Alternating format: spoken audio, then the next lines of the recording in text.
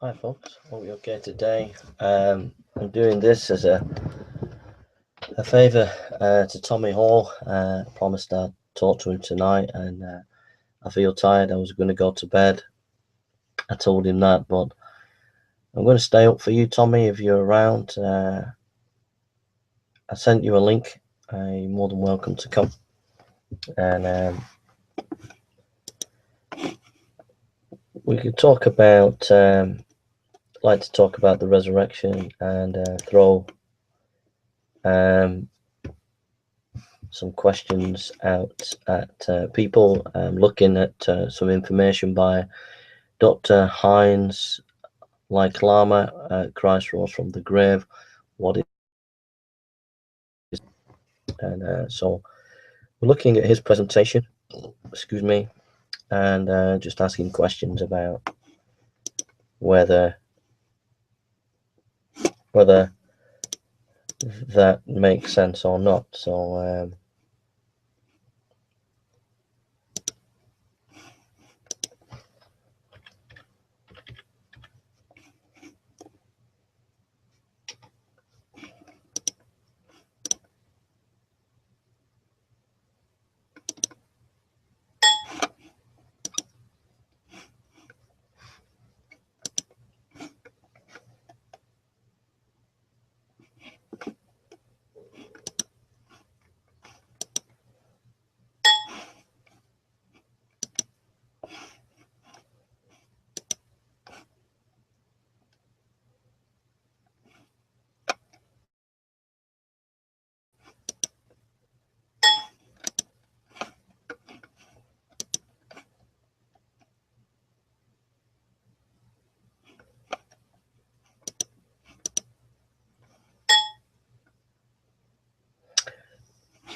I've sent the link out, and I'm just going to ask some questions. And first questions are for people to think about is what is the data required that we need to study for the resurrection of Christ? Next question is what is the historical information that we need to look at? And how do we account for the empty tomb? What do we make of the 500 witnesses that have been reported that Jesus rose from the dead? And what is the significance of the Apostle Paul concerning the resurrection that we can consider?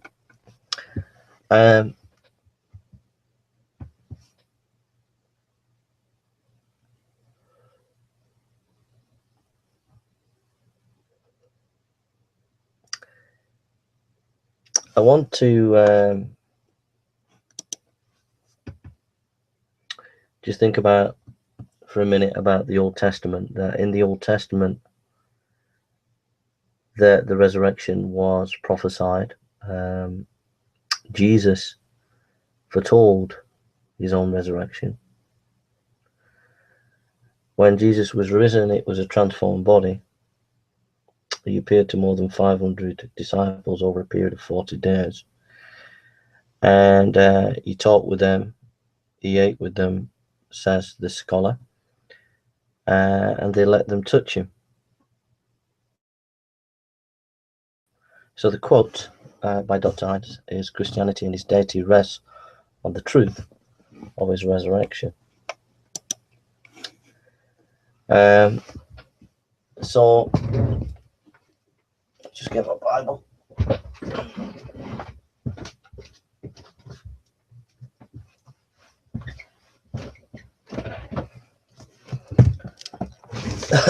So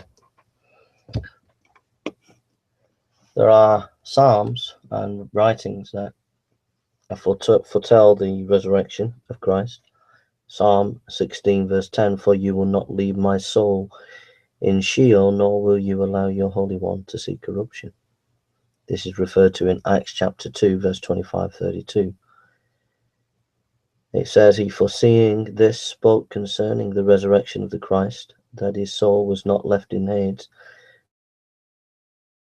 corruption. This Jesus God has raised up, of which we are witnesses.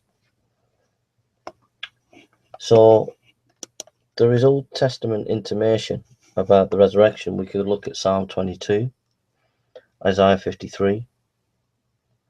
We have Isaiah 9:6 about the reign of Christ, government which shall be upon his shoulders. Daniel 2:44 that his reign shall be forever. Zechariah 13:1 refers to the kingdom of the Messiah.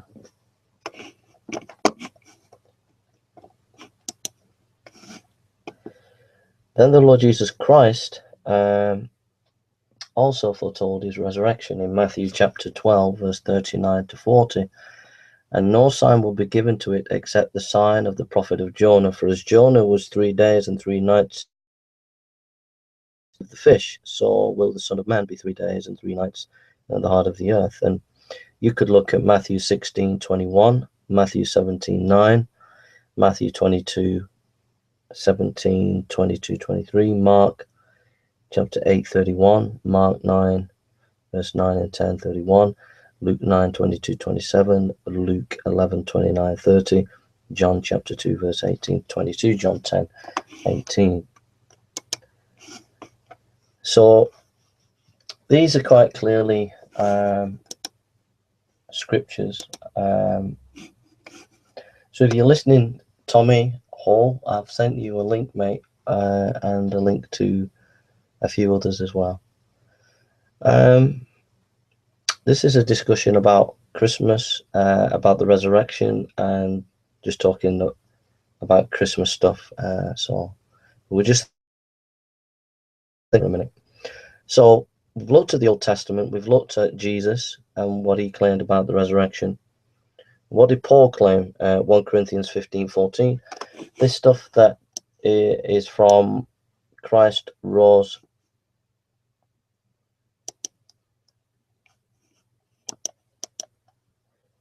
Christ rose from the grave. What is the evidence?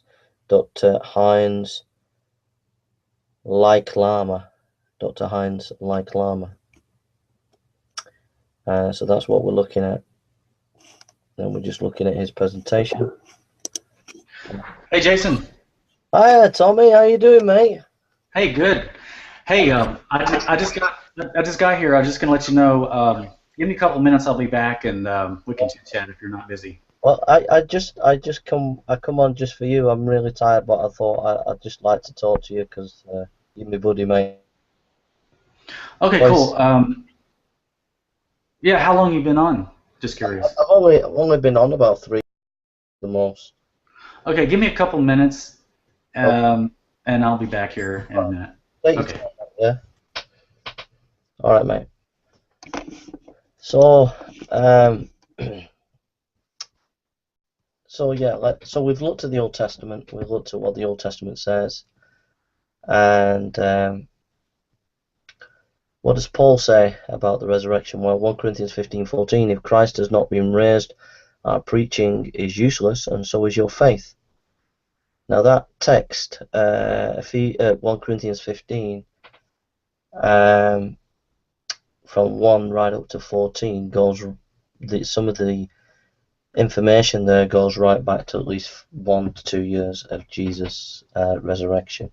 That's what most scholars would say, because those times there was 2 types of tradition. This is from James Dunn, and a world authority on this. There was historical oral tradition, and there was oral tradition as we would understand it, passing it on from mouth to mouth. But there was also a historical oral tradition, that is to say, people who wrote things down and passed it on. And so that's why scholars know that this comes from an early tradition. Romans chapter 1:4 says, and declared to be the Son of God with power according to the Spirit of holiness by the resurrection of the dead. By the resurrection of the dead. So what we're seeing here at the moment, we're not giving evidence. I'm just showing you what the claims are and what the teaching is. The importance of the resurrection, this scholar says, gives us some questions about the meaning of existence, our future, and our destiny. And It's not just a wishful thinking. It's based on good evidence. Frank Morrison, says the scholar, a British lawyer, sought to expose the resurrection as a fraud in the 1930s. He wrote a book, Who Moved the Storm, and because he started to write a book on it, as he started to question it, he became a believer. William Wayne Craig says, without the belief in the resurrection, the Christian faith could not have come into being. The disciples would have remained crushed and defeated men. Even had they continued to remember Jesus as their beloved teacher, his crucifixion would have forever silenced any hope of his being the Messiah. The cross would have remained the sad and shameful end of his career. The origin of Christianity on the belief of the early disciples that God had raised Jesus from the dead. William Wayne Craig. You know, if Jesus didn't rise from the dead, how do you account for the origins of Christianity? It's just an interesting thought. Is it really, can you really compare it to other messiahs? If you look at all the messiahs that have come during and after Jesus, they were either crackpots or mad or liars, but they didn't have the same impact that Jesus had. Questions need to be answered. Why did Christianity suddenly explode? Why did Sunday become a day of worship? Why was the New Testament created? How do we account for the church?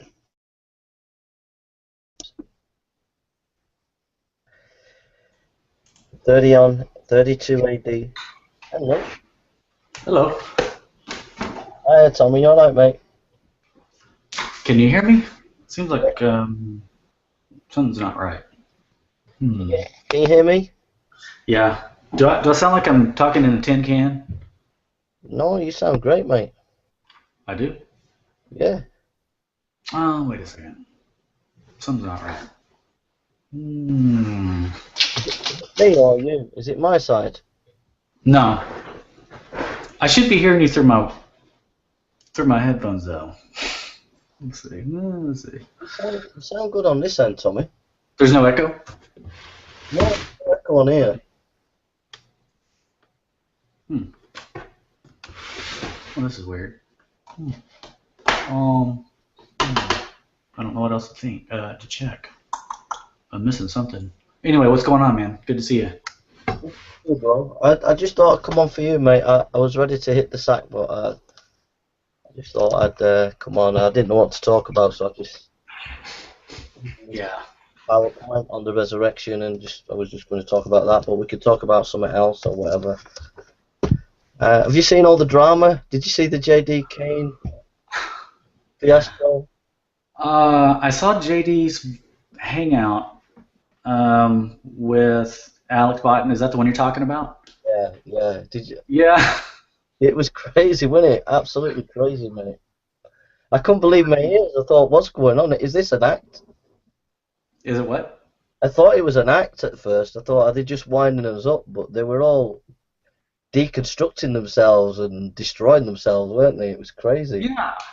I mean, I still don't understand why they are, so been out of shape over, even if someone did lie. I mean, yeah. Why they're so been out of shape over that? I mean, atheists, lying is just, well, and that's not that big of a deal. Yeah. But I guess maybe if they get lied to, they take it personally. Yeah. But they're borrowing from our worldview, from the Ten Commandments. They're not thinking, about lying, and so it just seems like I get their wrath, and you do too. That amounts to much more than lying. I mean, the names that they call and the way they treat people is much worse than that. Yeah. You know what I mean? I mean, a lie is not good, but it's better than treating someone like, dirt. Yeah. And they do that on a daily basis, so whatever. It's comical. What's you up to? How's work doing? Okay? Oh yeah.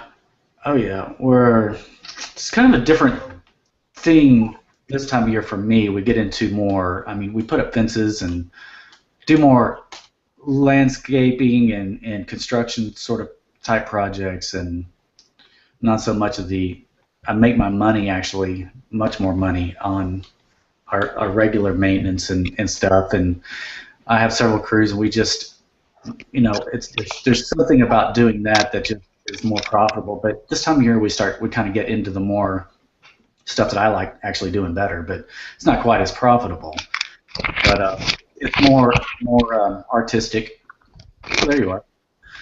In that, especially landscaping. I love landscaping, playing in the dirt, um, and landscape borders and patios and sidewalks and decks and just whatever I can get my hands on, really.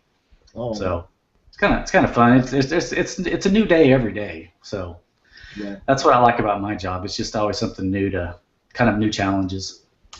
Yeah, it's kind of. I know it's kind of refreshing. I used to do gardening. I used to run a small business years ago doing gardening, and I enjoyed getting out and that. It was good. There's something about being in the sun, breathing the air, just being outside that I love and I can't get enough of. And like I say, I've got three crews, but I I love getting out and doing it. I mean, I love getting out and being outside and just moving around and getting the heart going and breathing the air. So there's something great about that. I think that's what we were designed to do, really. And it kind of keeps when you keep your body moving, it kind of keeps your brain sharp or sharper. Of course, someone here would disagree with me that I need to do more of that, but Amen. Amen. but no, man, I know it's kind of embarrassing that I keep telling you this, but I really do. I just feel so blessed that I found you. Oh, And when you do your videos and your Bible study and various things, I mean, you really do touch me. And you just speak to me. You have a gift that God's given you, and so I just wanted to thank you again, and because you really have helped me with my walk here just in the past few weeks, oh, thanks. especially. And so I just can't say enough. I just think you are really talented. You have also this, like I can zoom in on one topic pretty well, like the whole evolution thing and various things. I get into health and stuff too, but I just noticed that you have this ability to retain data and from lots of different kinds of fields that you're very knowledgeable about. So, I mean, kudos to you. You just you're very impressive. So I just wanted to thank you. Oh, thanks. Thanks, bro. Veckel's here as well. Hello, Veckel. Hey, brothers, how's it going? Veckel, how you doing, bro? I was going to say hello when you were on, but I didn't want to interrupt Tommy then, mate. So it's good to see you, bro. No, it's okay. Yeah, I'm actually getting ready for work, so I just thought I'd stop by real quick just to say hello. So Veckel, did you stay up till 3 o'clock in the morning again on the Hangouts? Which hangout? I don't know. Whatever was on. I think Rand was having one last night, a late night when I couldn't. I had been on all day, so I had to spend some time with the wife. So Yeah, I was there and then I left, and ended up joining another hangout, I think. Yeah, so because I don't I don't sleep at night because I work, so my body's used to the night shift now. yeah, that's what I heard. That you kind of had your days and nights mixed up, but yeah, I didn't know it was because of so you work in the middle of the night. Yeah, yeah. See, I have to work at 6 tonight, and I won't be off until 6 in the morning tomorrow. So Wow. I'm used to being up that late. Yeah, it That's goes not by a late. lot quicker than you think, That's though. not late. That's all night. That's all night. Yeah, yeah, that's right, that's right. Yeah, because I was talking about that last night too, about how uh, when I'm up late, it's really early for other people, and I get kind of mixed up. Like, when I'm leaving work, it's still dark outside. At least for now, it is.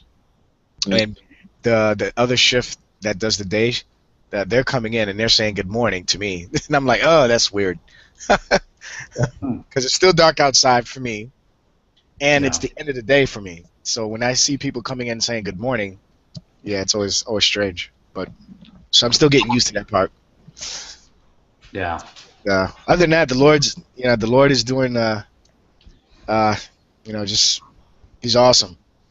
Just doing Amen. great things in our lives. Uh, I mean You that's a know, whole thing out it's right there. amazing too when you feed are fed every day. It's amazing how your walk just really grows, and you can draw closer to the Lord when, as opposed to just going to church on Sunday, Yeah. or just reading your Bible once a week. Which, sad to say, I've in the past gotten into bad habits. But you know, there's just something great about it. There's something more real about life. When you get into the Word every day, and that's what I was kind of telling Jason here, that I'm just kind of walking with him, and so whatever, Jason, you want to do on video, or whatever investigations, or looking into different things. I mean, it's just kind of a cool thing. I'm kind of riding your coattails, so but don't overdo it on my account. I'll go along for the ride, whatever. Okay, thanks. Yeah, Jason, I was watching your video, the latest one you posted. Which one was it? You're talking about the situation with Fiona and stuff. Ticket gate. Yeah, that one, the ticket gate, right? And I was thinking about that recently, because I posted a video series about this Skylar guy, Yeah. and man, I tell you, in the video, I predicted that after I was done with the video series, I was going to get more atheists trying to taunt me to go see his video response to mine. Yeah. When I fully said at the end of the video that I will not respond to Skylar anymore, Yeah. I will not respond to any comments that by people who try to taunt me to see his video. Yeah. If they want to have a discussion about the content in my video, then they can contact me personally, and we can have a discussion in a hangout or something like that. But I'm not going to respond I'm not going to, because and they did exactly what I predicted was going to happen. They tried to get me to go see the video, and they hate the fact that I have disabled the ratings. And now all of a sudden I'm just getting attack after attack after attack by these atheists. I mean, just it's amazing because it's all for stuff that's very, very nonsensical. Yeah. And it what it boils down to is that it's their opinion that God is immoral and all this other stuff. But the real challenge is for them to prove it quintessentially outside of their opinion, and they can't do that. So they resort to name calling and all these other attacks. So when I was listening to you talk about the problem between you, Cliff Jumper, and Fiona, I mean, the first thing that came to my mind was John 15, how Jesus said that if the world hates you, remember that it hated me first. And Jason, this seems to be, every time I hear an atheist say your name, is always something very, very childish. And like, why do you hate Jason Burns so much? And it dawned on me, it's because you're preaching the gospel, man. You're preaching the truth, and Satan hates that. Well, thanks, guys. Anyway, it means a lot to me that you both like that, because I always think I'm an idiot and nobody's bothering to listen to what I say, and I just think like what we're doing. But I am sincere, you know what I mean? I am sincere in what. Well, and here's the thing. I mean, I can kind of identify with what you're talking about, because I think Satan, by way of all them, they gang up. They're like a pack of hyenas, and they tell you every day. I don't mean you specifically, but I mean really talking about me and creationists and Christians alike. But they have this way of attacking in a pack. Yeah. And it's like they pepper you with daily insults, and after a while, it's like you just think, man, am I an idiot? And kind of like what you're saying. It's like they start to make you question yourself, and I saw that happening with you a while back, and that's why I was like, I mean, I got to step in because this is wrong, and I could see, what was happening with you. The same thing happens to me too, and others.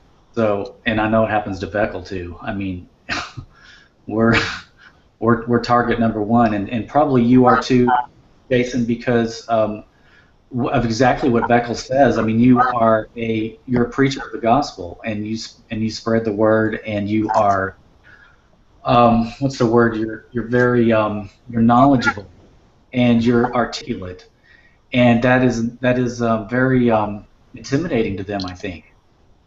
And so that's why they put a target on you, and so it's a bad thing. But yeah, I mean, it's exactly what Beckel said. I mean, they hated Jesus first, and the fact that they hate you first is probably might even be a good sign. Yeah, So I mean, if you're making friends with atheists, something's not right. I mean, it's right. one thing to be friendly to them, but if they're agreeing with you all the time, then something's up.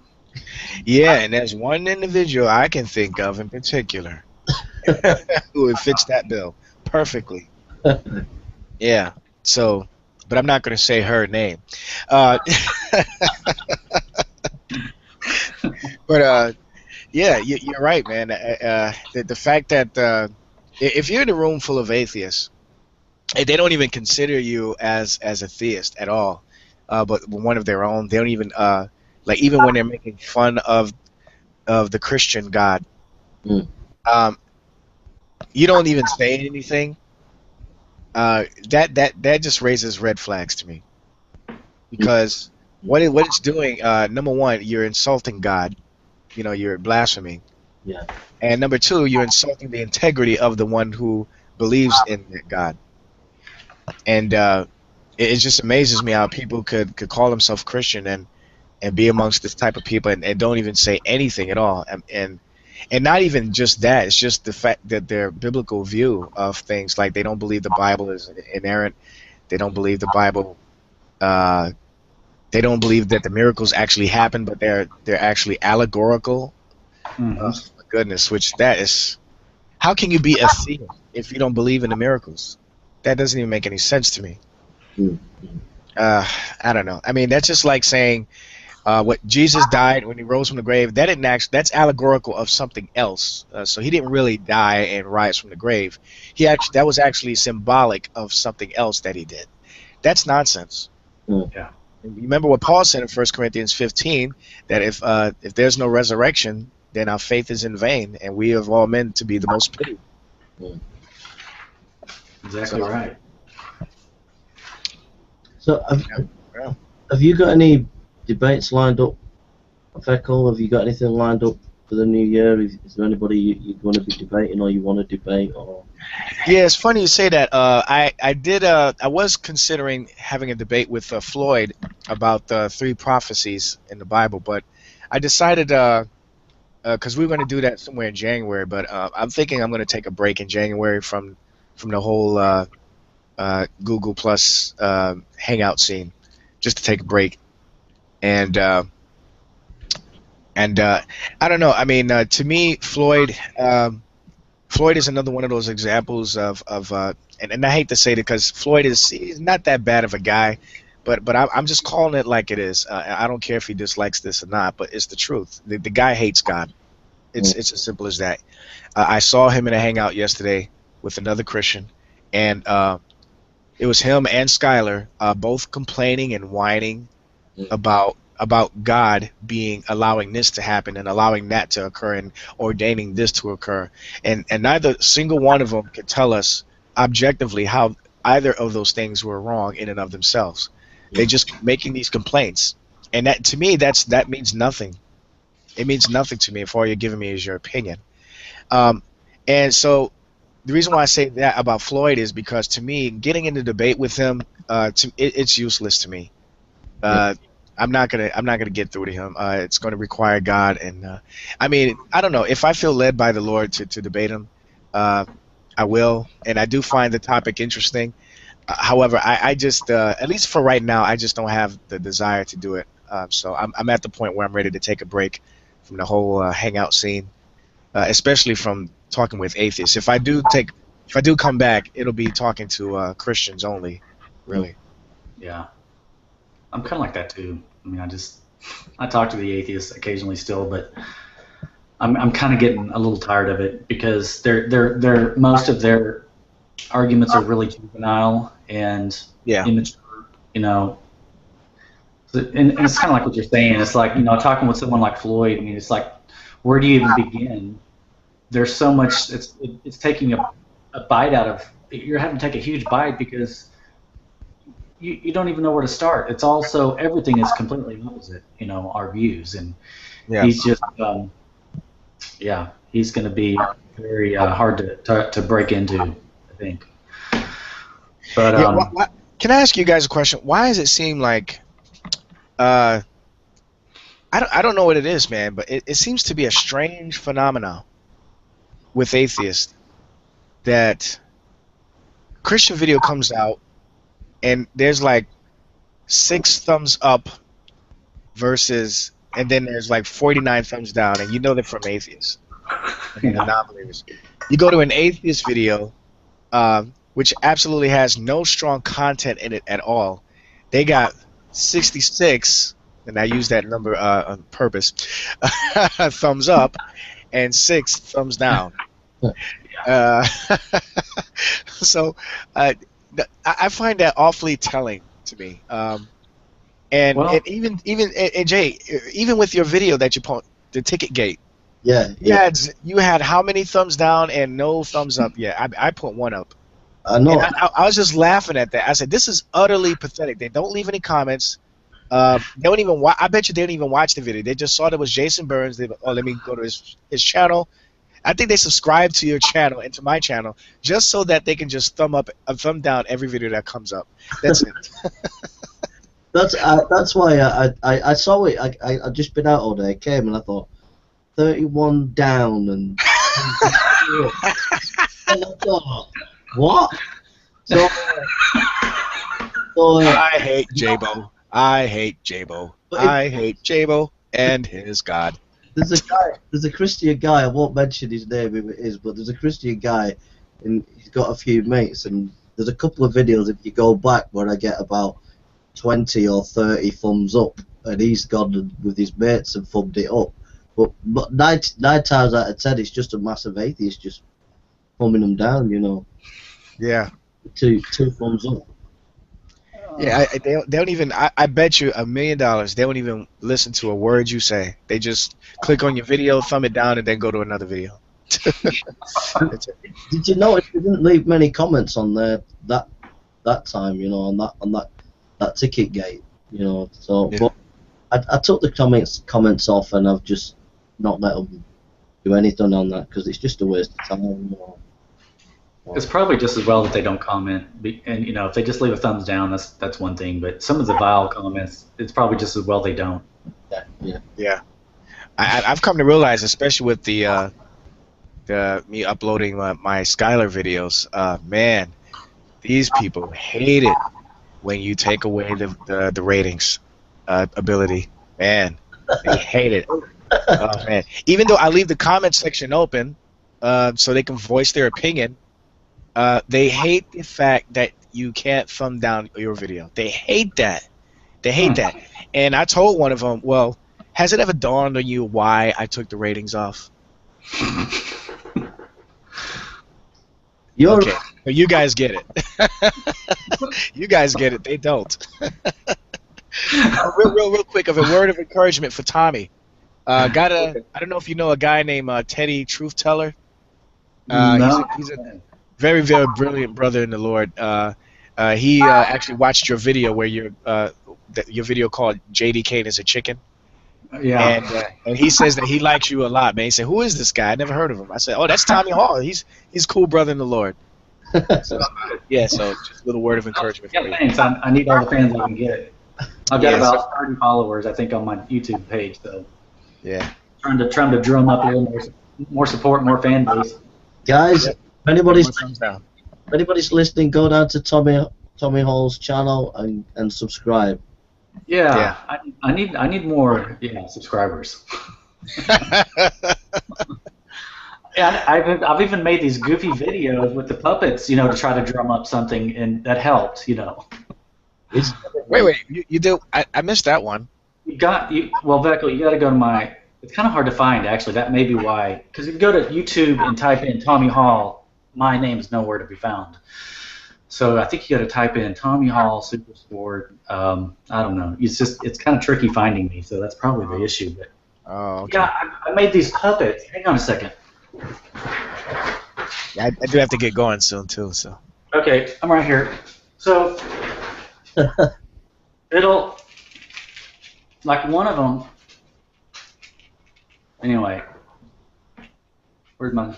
Yeah. Well, hello. Yeah, he's kind of messed up now, but anyway.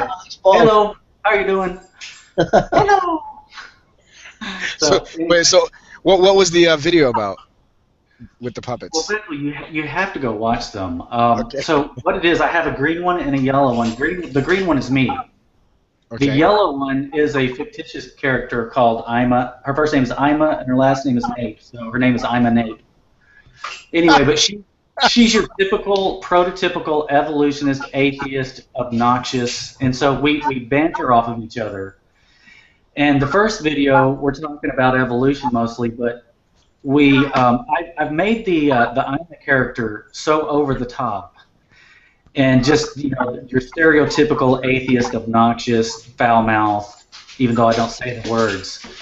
But I contrast that with myself, and I'm very low key and very meek, and so it's just kind of a funny dynamics. But anyway, the series has kind of morphed. I've gotten 3 episodes now into having like the last one had Alex Botten on, and I would suggest watching. They're about 5-6 minutes long, but I would start with the first one and go all the way through to the third one because you kind of need a little bit of a background to know their personalities. So, hey.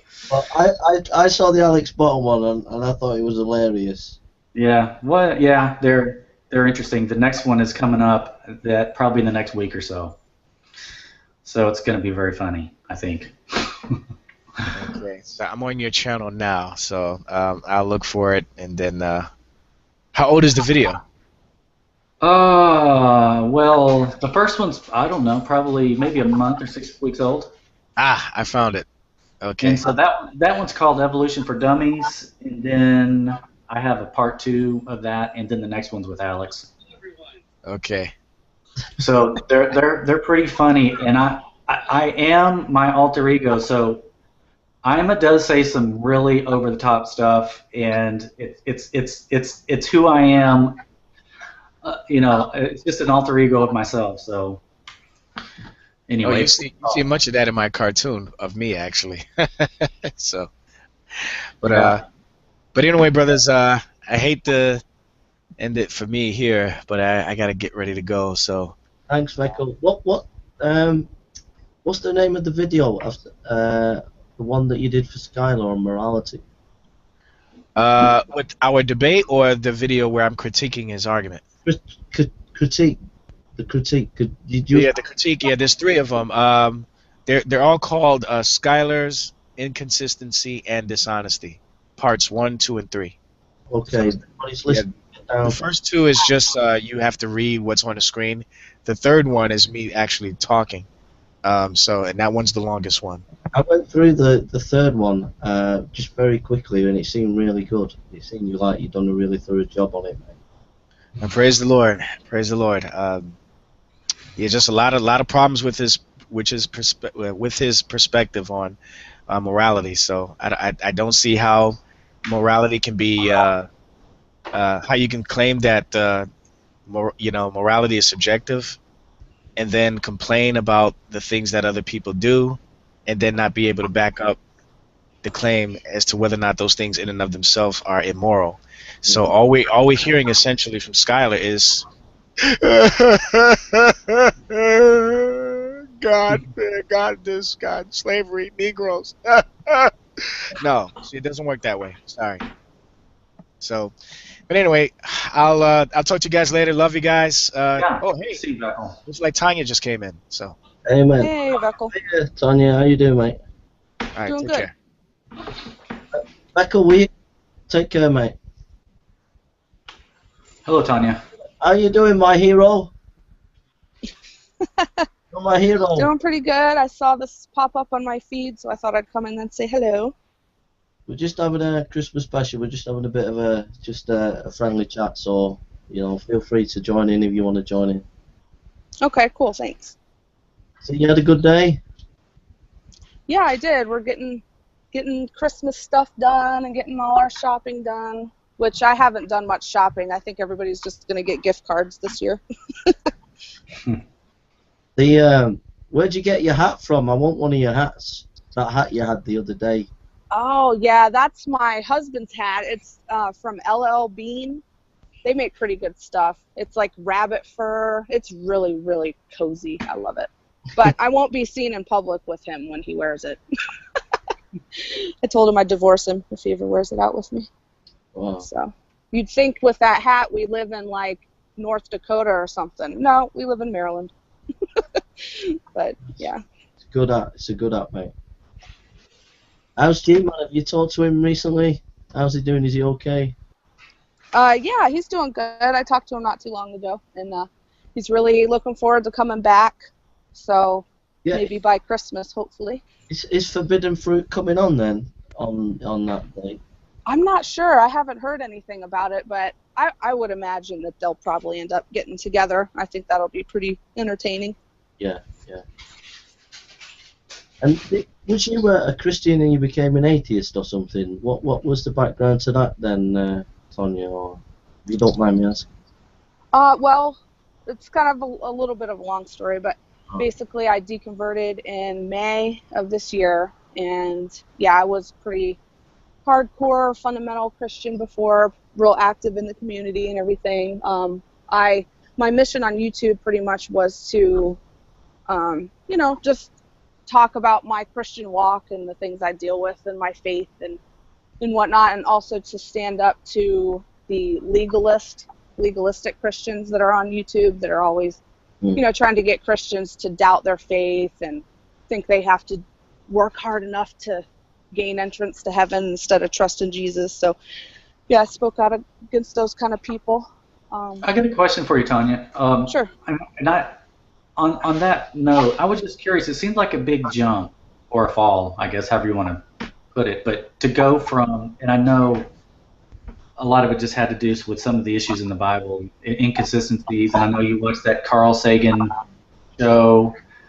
But Yeah. it seemed like a big jump or a big fall to go from a believing Christian all the way to an atheist that quickly. That's a big, you skipped the whole deist step. So you just went directly to atheist. I was just curious if is that still your stance or? Actually, no. I've changed my stance a little bit. I now consider myself an agnostic, and I agree. It seems like it happened really fast, but now that I've had time to reflect on, just what I've been going through for the past 6 years. That's about how long I've been really, hardcore into the Christian thing. But now that I look back, I can see that what I was doing for the past 6 years was, I was heavily into Bible study and asking questions and searching things out.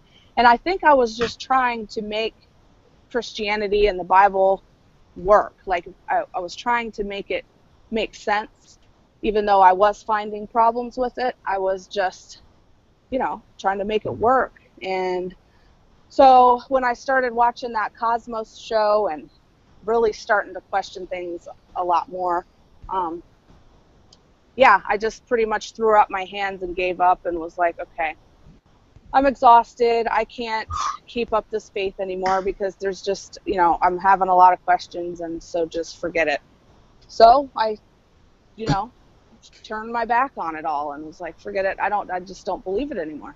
But now I'm going towards the agnostic route because I've kind of realized that the question of can I know if God is real? I say I say no right now because let's say God came down. Let's say there is a God, and he came down and he like revealed himself to me and spoke to me right in front of my face. Would I then be able to say I can know God is real? And that would require me trusting myself, and people, you know, see things that aren't there all the time. And so basically, I don't think I could trust myself to know if God is real or not. So that's why I'm kind of leaning towards agnosticism, I think, right now. So I I remember when I was at seminary, it was supposed to be evangelical, and most of the lecturers had departed from the evangelical faith, so they were questioning the Bible a lot with various new theories and ideas from sociology, philosophy, all different things. And I had all these different ideas and things, but I came through it because on two levels. One, because of my relationship with Jesus. So for me, it's a reality. So even though it was tough at the time, that relationship was sustained. And secondly, the intellectual challenges that the lecturers threw at me, some of them I couldn't work out at the time, but over time I sort of worked through them, got books, whatever, articles and things like that. So for me, I've had periods like that where you get maybe someone might say something, or periods of questioning because maybe someone's given you a book or something. But I always seem to work through it. So that's just for anybody else out there who's going through maybe what Tanya's been going through. Just a thought, anyway. What about you, Tom? What do you think, mate? About Tanya? Yeah. Or just about anything? About anything, or about what Tanya shared, or about your own thoughts, about dealing with that? Just listening to Tanya, I would just say, I would just, say that just be careful with, and obviously you're not doing this, but, pigeonholing yourself or classifying yourself as this, that, or the other, and just at least leave it open, and because, circumstances can change, and you might find yourself in a situation where following Christ is what your heart is actually telling you. And so I would just, don't. So many of the atheists on here seem like they're very rigid, and that there's nothing going to change them. And with you, I'm not feeling that. I don't think that's the route that you should go. I think you should definitely just at least leave it open and search, and don't only read atheist material and listen to atheists. You've got to, to be fair, I think listen to both sides and listen to Christians, and I know you do, but just keep doing that. very good advice, and yes, I definitely will. I'm still very much open-minded to everything, and I'm enjoying the journey. I don't really want to ever get to a point where I think I know everything, because that seems kind of boring. Like once I arrive at that point, there won't be much else to do after that. So, but I'll definitely keep open-minded about it all. But I find that being a Christian is, I know what you're saying. Like, I think there is this cliche, not coming from you, but from people, where they think because you're a, in quotes, fundamentalist, that you're kind of not on a journey. And when you believe in Jesus, it's a relationship, and a loving relationship. If you love someone, you grow in that journey, and so we're always growing, we're always learning, we're always developing and learning new stuff. So for me, I mean, Tom is more scientific than me, so for me, I'll learn about sociology, or I'll learn about history or whatever, and new challenges, new things. So it doesn't have to be. I'm not saying you're saying this about Christianity, but I'm just saying from my point of view, it doesn't have to be the kind of cliche that is put on to people who believe the Bible is the Word of God.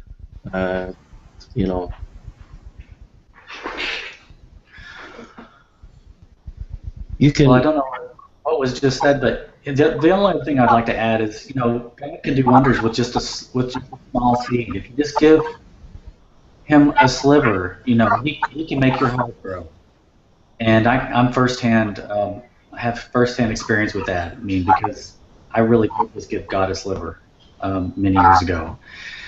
And so, I mean, that would be my other advice. Just if there's just a small seed, I think it can grow into something beautiful. So, Yeah, that's definitely fair. And, I really do hope that if God is real, because, I could be wrong. I'm okay with that. But if he is real, I really hope that he doesn't give up on me. You know what I mean? Like, gives me a chance to kind of just figure things out. I don't know. I don't know. yeah. But I Yeah. do feel like this. Like, even if the biblical God is true, then I still feel like I can trust him. Like, as far as everything I've learned about the God of the Bible, even though now I think that he did a lot of terrible things and all of that, and I still don't understand that. Um, I still got to a point with my knowledge about God and my just connection to God, whether that was completely in my head or not. I feel comfortable enough to trust him completely. And, like I said, I would just hope that he would cut me some slack or something. So, but with that, I actually Yeah. have to get going We because my husband's about to pull up any minute. okay. So, Thanks but for. I'll be back around later on tonight if you guys are. So, All right. it's nice seeing you. Okay. Take care. Bye. Bye now. Good to see you, Tom. I that's really sad to me. Mm. I don't see any joy in that position. Okay, let's just say, for the sake,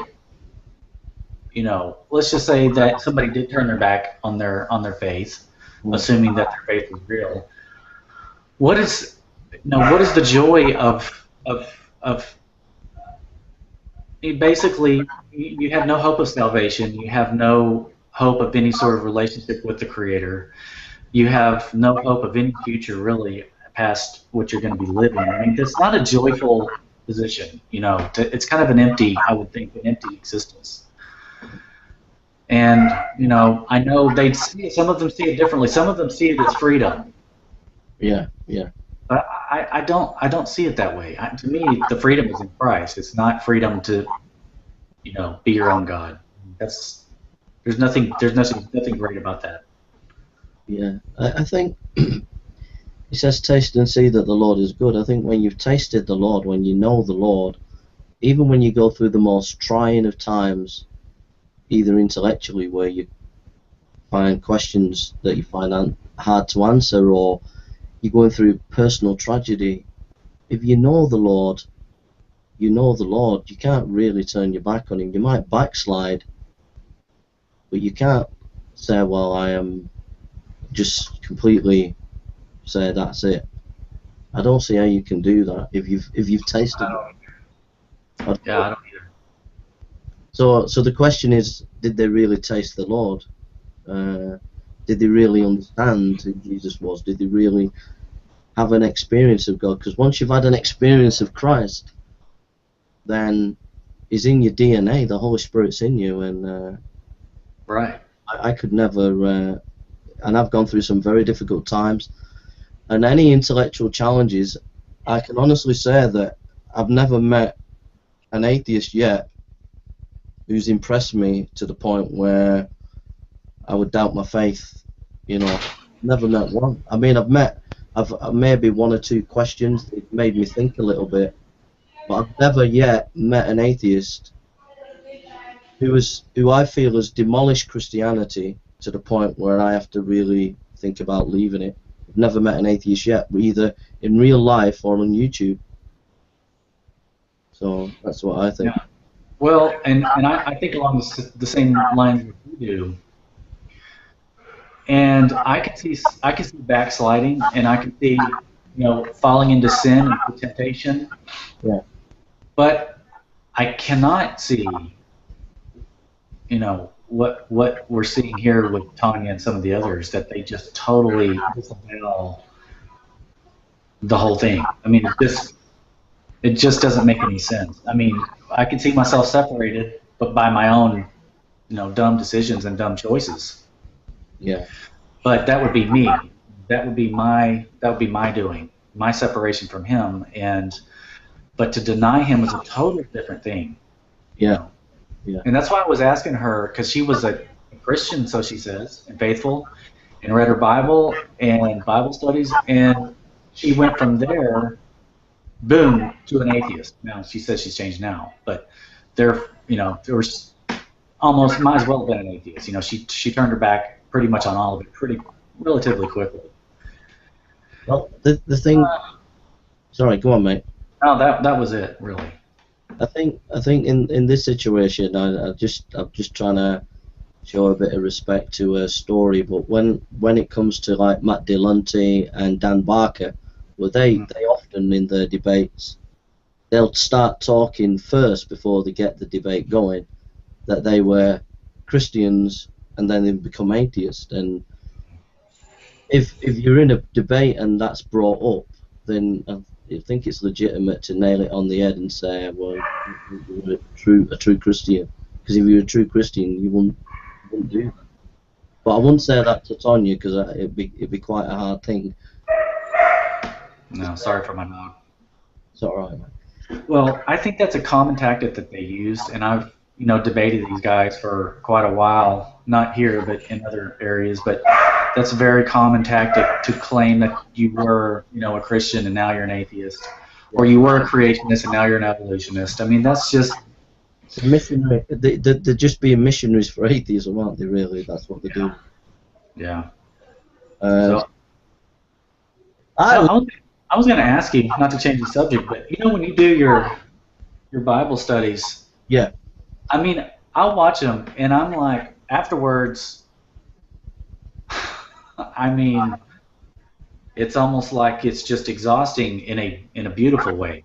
So I was just going to ask you, how, when you get through with those, and you're preaching, and you are just filled with the Spirit for, some of them are over an hour, are you just totally drained after that?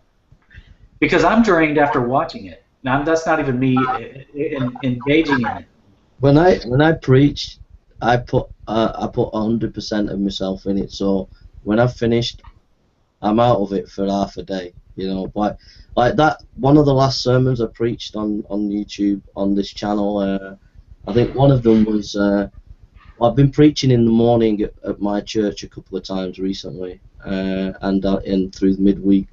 So I do it.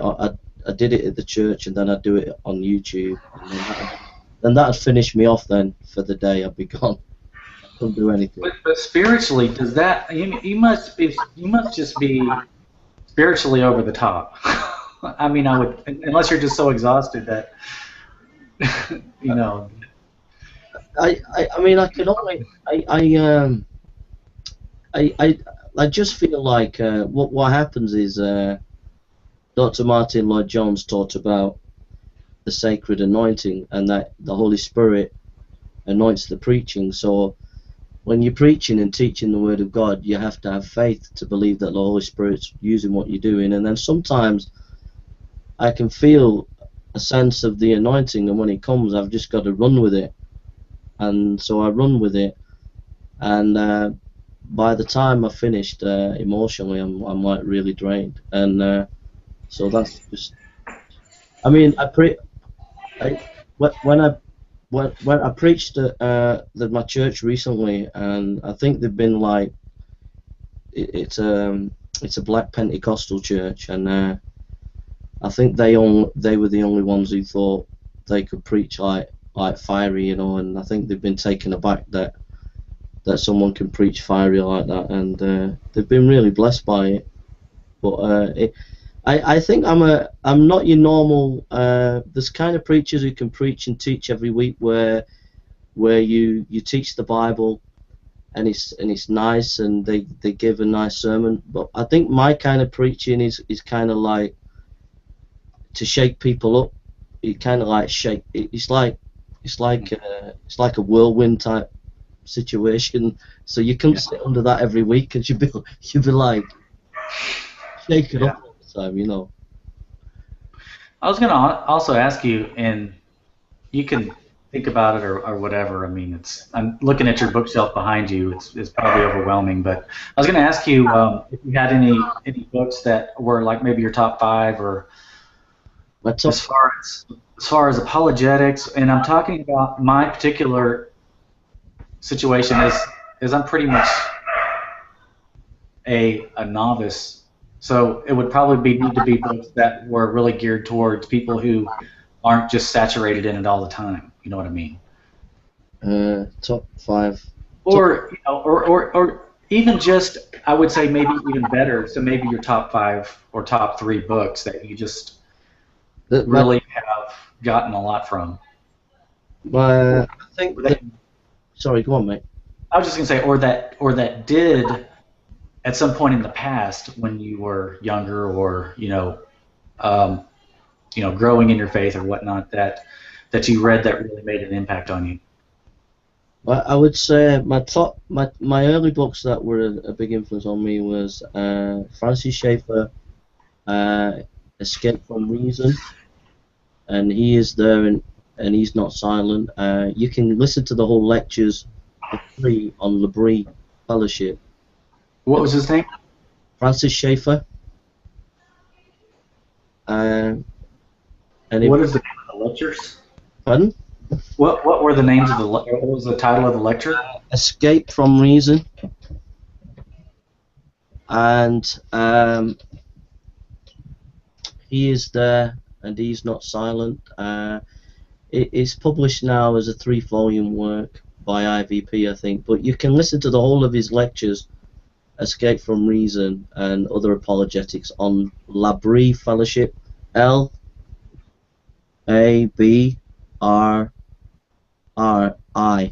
A-L-B-R-I. Okay. And for apologetics, he's really good because he talks about he does apologetics on a multi-level. He looks at the history of ideas, and he looks at sociology, psychology, philosophy, science, and how they interconnect, and that's really helpful. So Francis Schaeffer was the Escape from Reason, and another book is Dr. Martin Lloyd-Jones' Studies on the Sermon on the Mount, which again you can listen to for free on Dr. Martin Lloyd-Jones Recording Trust. But that's a spiritual feast. That's like really meaty stuff. But I started reading that when I first started off as a Christian. Yeah. And that's. Do you have any favorite pastors? Pardon? Do you have favorite pastors? My favorite preacher of all time is Dr. Martin Lloyd-Jones. But I think John MacArthur, expositor. I don't agree with everything he says, but John MacArthur's expository ministry is helpful for me over the years. And R.C. Sproul at Legionnaire Ministries, his lectures on theology have been helpful. Yeah, he's very good. So those are the guys that are the main guys that have helped me over the years. And if you go on Sermon Index, have you heard of Sermon Index? No. If you type in Sermon Index, it's got all the great classic preachers on there. That's a YouTube channel that I find I go on regularly. You get people like Leonard Ravenhill and many great preachers on there. So that's Sermon Index. It's a great place. Okay. So those are the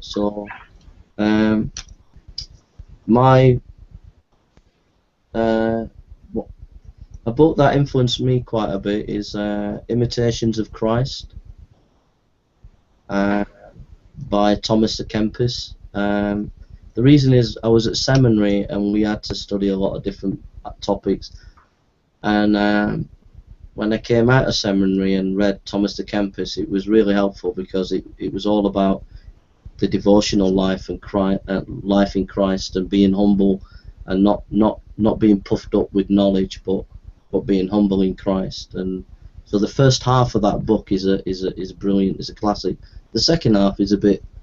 It's not my cup of tea. But the first half is brilliant. It's worth its weight in gold. Any theology student or any pastor should read that book annually once a year, or anybody who's doing apologetics, because it will keep you humble. But I think John Calvin's life and ministry has been a help to me, and you know, just his whole life has been a great encouragement to me over the years. His steadfastness in expounding the Bible. And then a big influence on me are the Princeton theologians. Princeton Theological Seminary up to 1920s. After the 1920s, it became liberal. But the great Princeton theologians like Gresham Machen, which you can get many of his books via PDF. How do you spell his last name? M-A-C-H-E-N,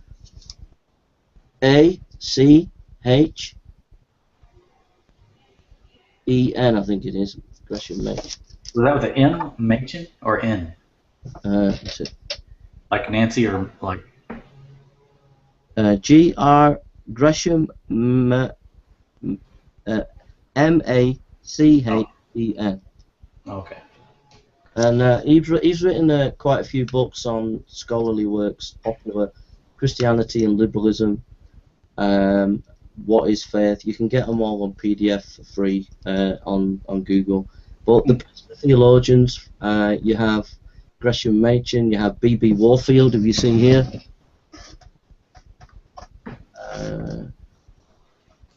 B.B. Warfield, I have his 10 volumes and his shorter writings. Charles Hodge, A.Hay Hodge, Outlines of Theology.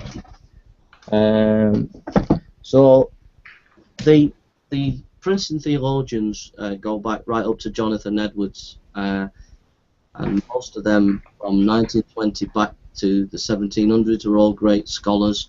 And the reason why I like them is because you don't have to fully agree with all their Calvinism, but the reason why I like them is because they were spirit-filled people. They were of the Spirit, but they combined it with solid scholarship. You know, and so there's the Alexanders on Isaiah. There's a variety of great scholars. If you go back, if you want me to tell you more, I can.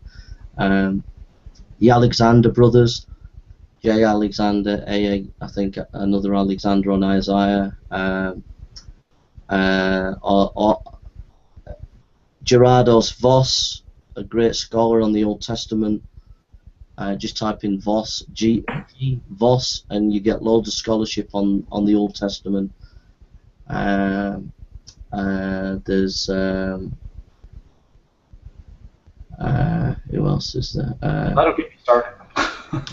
What I'm saying is the Princeton Theology. There's a 2-volume work published by the Banner of Truth. If you ever want to ask for a birthday present, ask your wife to buy you the 2-volume by Banner of Truth called Princeton Theological Seminary, and that's a beautiful 2-volume work on the history of Princeton Seminary. So Princeton Seminary has had a big influence on me. Then a guy called Herman Bavinck, who's a Dutch Reformed guy. Now, if you type in Herman Bavinck, Reformed Dogmatics, you can get the first few pages for free. You can get an edited edition for free, PDF. Well, that's a beautiful work, and you can. If you wanted to buy a book where you wanted to get a good grasp of theology, and it's an easy read, really easy to read. You don't have to be a specialist.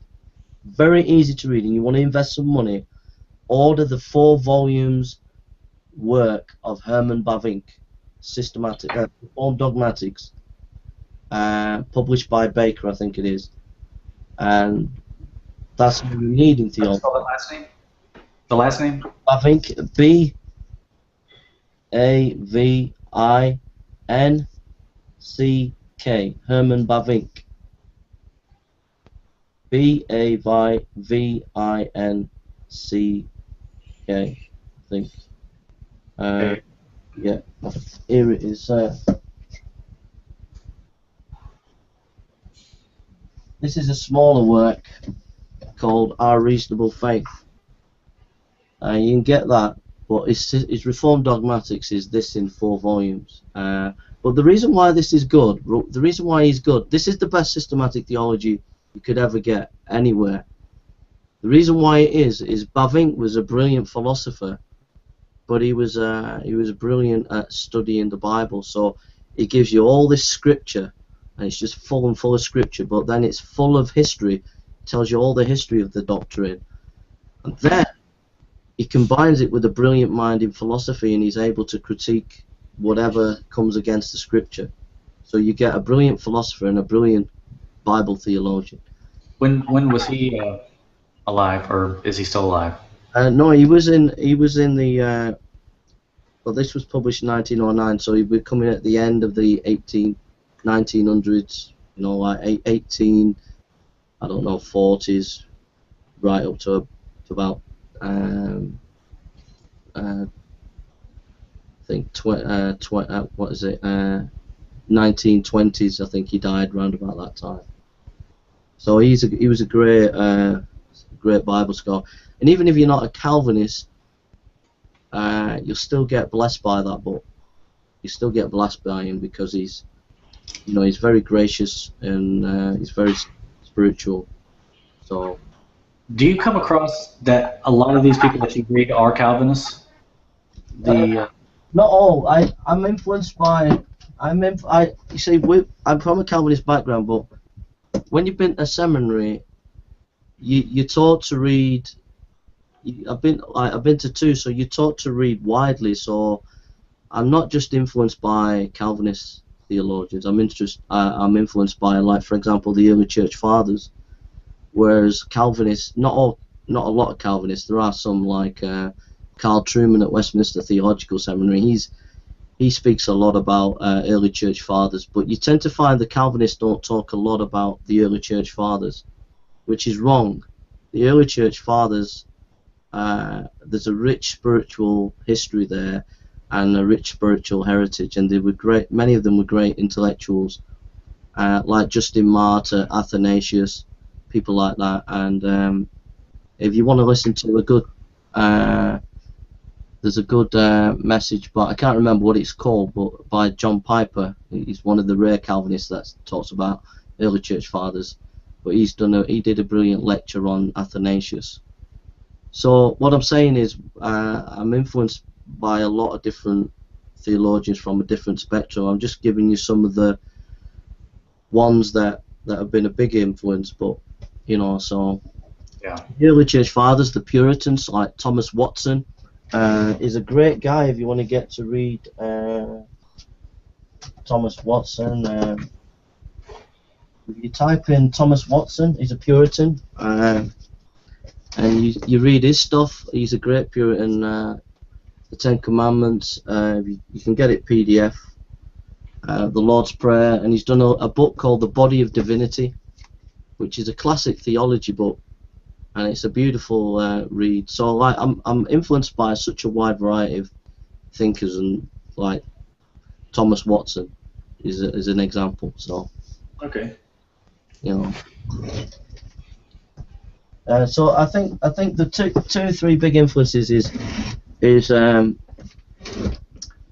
Thomas the Kempis, Herman Bavinck, John Calvin, Dr. Martin Lloyd-Jones, John MacArthur, R.C. Sproul. Those are the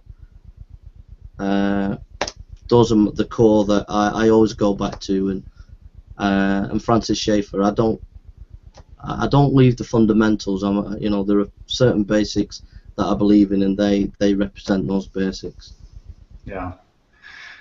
Yeah, it's interesting what you were saying. You said something a while back about how the atheists never have presented any sort of argument that, has shaken your faith or made you want to go the other direction. But it just made me think that, it's like they will try. It's like they try 1,001 things. So if there was, I guess my point is, if there was some sort of a serious challenge to Christianity, they would all be harping on the same thing. You know what I mean? Or if there was one or two things that were just devastating, they would eat it alive. But since there is no such thing, they kind of pepper Christians with a lot of it's circumstantial evidence, maybe, or persuasive. They try to persuade you to think that something in the Bible is immoral, or God is immoral, or condoning something that's immoral. Yeah. But none of it's just this, that, the other. Something they don't like, and since they don't like it, then that really to them, means that God isn't true. How could a God be like that if he was true and real? How could God, So anyway, I guess that it just made me think of that when you were talking about some of these atheist arguments, that most of them are just so petty. Yeah. There is no one or two or three. They're just that they keep going back to. Yeah. I think what you said there is very perceptive, Tommy. Yeah, I totally agree. But I think what you're saying is, brilliant. I totally agree with you. It's very perceptive what you're saying. If I've never thought of it like that, the way you've said it. If there were these knockdown things that they had on Christianity, they would have brought them up, but they don't seem to bring them up.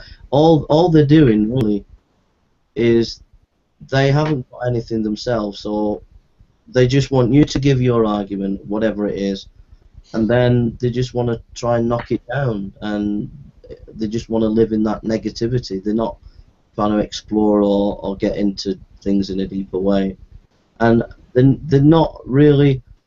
I know that John McDropout and Ozzy in the past, they did discussions on Van Til, but there's no real effort put into from the atheist community to engage with Christianity, really. That's what I think. They don't really present the best scholars, they don't debate and discuss the best papers or anything like that. It's like, it's an emotional argument. If you've noticed, and I know you have, I mean, you've been on these hangouts, their arguments are emotional for the most part. You're emotional, and they're trying to present a front to everybody that they're these intellectuals, yet it's just pure emotion, because a lot of it, they're just venting their anger, and they have to borrow our worldview to try and criticize us. So when they attack the Bible and say it's immoral, well, where do you get morality from? Where do you get absolute morals from? So they're having to borrow from our worldview to try and critique us, and won't admit that they're doing that. Sorry, go on, mate. No, go ahead. To me, I think atheism. To me, I've met quite a few atheists in the various universities, and some of them are lovely people, and you can have a decent conversation. But I think that atheism itself, to me, it's empty, it's vacuous. It doesn't have any intellectual credibility whatsoever, as far as I'm concerned. I mean, if there is no God, then we can't even understand reason and why we reason, and what's the purpose of reason within the cosmos. You need God to begin to even just understand the basics of who we are as people. So to me, it's just not. It's not even a contender. What gets me is how often that these guys, and they all hide behind science, and they all worship at the altar of science. And I kept hearing this. They bring up the science constantly, and I finally asked them this question in kind of an interesting way, I think, the other day, and I was just going to repeat it here for anybody listening. And I first asked, it's a two-part question. The first question was, did they think that people who lived prior to the 1900s, and I'm talking about all the way going back towards Christ, that they generally were more religious, more faithful than people now. And most of them agreed that, yeah, probably humanity is less faithful now, a little less religious than in the past. And so the next question was, what has science uncovered in any field? Astronomy, physics, chemistry, anything that in the past 100 years that would lead somebody to atheism, that the people of the past would not have had knowledge, privy to that knowledge. You know what I'm trying to say? So, you know, the Big Bang Theory, for example, which I'm not sure I'm on board with at all, but you know, that's a relatively new theory that wasn't around in the 1800s. Yeah, yeah. So, but even if that was true, that doesn't disprove God. All the other different processes of the universe that science can study, none of that disproves God. There's nothing that science has uncovered in the past 100 years that would provide evidence that nature is all that there is, or that God doesn't exist, or that, you know, nature could have formed itself, originated itself. All these different. I mean, where'd all the atoms come from? I mean, can atoms really form themselves? But so anyway, all that just to say, I think it's just a misplaced faith in science. Amen. That substituting for God, and science in no way deserves it. They've not proven or disproven anything, especially in regards to a creator. And nobody was around when things got here, so Yeah, it's a vacuous position. I think what you're saying is really good, because I would look at it from a different point of view, but your point of view is a really good. I totally agree with that. That was a brilliant question to ask about, well, what has science provided that proves Christianity wrong, and you know, it's a really good thing what you said. I would look at it from a different point of view as well. Different angle is, to me, I would say that what they're doing is they're trying to use science as an authority. You see, it's a public battle. What they're trying to do in America is take control of the public space in the schools and wherever. And so, in order to do that, they have to have a narrative where they can convince people. So that narrative that they've had for about 100 years is that Christianity is irrational and that we have the high ground because we have science. Yeah. And it's called scientism because it as a one is using science as a false authority, because it's saying as if science is the only way of knowing something.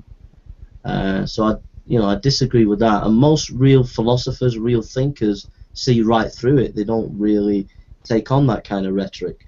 It's only a rhetoric that's passed down to the masses by the populace, but real thinkers see right through it. So, for example, Susan Hack, who's an atheist, gave a lecture on this, saying how lots of people, not just atheists, but many people use science as a way of giving themselves some kind of kudos or authority that they haven't got. The second thing is that in order to maintain this narrative in public and to try and win America to more of a secularist agenda, and they did it in Europe, is they have to have a historiography. They have to create a history that fits it. So they invent stories of the past. For example, Galileo, the church is anti-scientific, so they'll say that Galileo is an excellent example of how the church was anti-scientific, when actually that's a myth, because if you look at the story of Galileo, the issue there principally was Aristotelian philosophy. The Catholic Church had taken that on board, and the conflict was not principally with the Catholic Church, it was principally between Aristotelian philosophy that had been adopted by some Catholic theologians and scientists and Galileo, and also a personality clash between the Pope and Galileo, which, if you go into detail, he was asked by the Pope not to mention the Pope, and he went and took the mick out of the Pope in his book. So that's one example of myth making, creating a historiography to try and convince people using science, saying, look, We're the scientific ones. The church is against science. Look at the story of Galileo. Another example is the debate between Bishop Wilberforce and Huxley. At that time, about 15, 20 years after that debate, it was massively produced in Europe and in England that Huxley won this debate and the church is anti-scientific. But actually, if you go back into the history and you read John Lennox's book, The Undertaker, who's a mathematician, Oxford mathematician, he tells you the true history of what happened. What happened was Wilberforce wrote a 50-page article and sent it to Darwin, and Darwin was extremely impressed with the arguments that Wilberforce did. And then Wilberforce and Huxley had a debate, and it was a draw. But Huxley afterwards got his mates to say that he'd won. So a whole myth was created in Europe because they wanted to use science as an authority and accuse the church of being anti-scientific. So well, they've been doing it ever since. They've been doing it ever since. So all I'm saying is I totally, what you said is bang on. I'm just putting another bit into the puzzle as well, is they use this scientism as a rhetoric. They have a historiography. They've covered the backs with history, trying to say there are these historical things that back them up. They try and cover the backs with the language and stuff like that. So I totally agree with you. So they use science. So when you listen to the Magic Sandwich Show, you listen to people like Concordance, DPR Jones, Aronnax, these massive atheists. Science, and all it is they're trying to use that as an authority to buttress their vacuous position. It's a sledgehammer that they use. Yeah. But they use it in a way that is, it's an appeal to an authority mostly. And like, for example, they'll say, if evolution isn't true, then why do 99.9% of all biologists think otherwise? They'll say statements like that, yeah. Yet they never do actually come out and demonstrate their assertion that many biologists actually believes in the theory of evolution. And in fact, they never even come out and define what it is that these biologists, each individual biologist may believe exactly, or how it happens, or they may all have a different idea of evolution, since it's mostly a fluid and non-defined concept anyway. So, but they do that, and just like that with astronomy, it's like no astronomer is going to believe in a young Earth, or they kind of bring this stuff out, and they argue just with mostly just emotion and just an appeal to an authority, and they kind of put words into the authorities' mouths that they're not actually there to back up a lot of times. And but yeah. Anyways, I'm getting calls from my wife. I probably better go eat. I think she's made some dinner or something. So. All right, Tommy. Thanks for coming, mate. I'm gonna just finish off what you said. I'm gonna just talk about that for a minute. So. Sure thing. Well, good to see you again, and we need to get together again soon. Thanks a lot, Tommy. You're great encouragement, mate, and Alrighty. God bless you, and love to your family as well, mate. All right, very good. Thank you, Jason. We'll see you. God bless. So yeah, I think that was some good points there. I really enjoyed that, what Tommy said, and I think scientism looms large within the atheist community. They use it as a sledgehammer to try and attack Christianity. But when you actually get a scientist that knows his stuff or her stuff, you soon find the atheists running away. For example, I can't remember his name, but in the 80s, I think it was, there was a brilliant debate between about three creationists at Oxford, I think it was, with Richard Dawkins and a couple of atheists. And apparently, the vote was only, I can't remember who the guys were on the creationist side, but the vote was very, very narrow. It was like very, very close. And it shot Dawkins. And Dawkins hasn't done many debates with creationists since. I mean, he might have done a few, but he's not done many. He was shaken by that vote. So what I'm saying is, when there are Christian scientists, scholars out there that come with the goods, come with solid arguments defending the position, you soon find the atheists don't really want to engage. That's what I think. I found that on the issue of the resurrection. I've not found any real opposition on the internet. No atheist yet has really come forward and demolished the scholarship on the resurrection. I've done loads of lectures and talks and videos. No atheist has really done any serious scholarship in critiquing me at all, really. I don't think. Apart from John McDropout, I had a chat with him. He did pretty good. He did okay, but that's about it.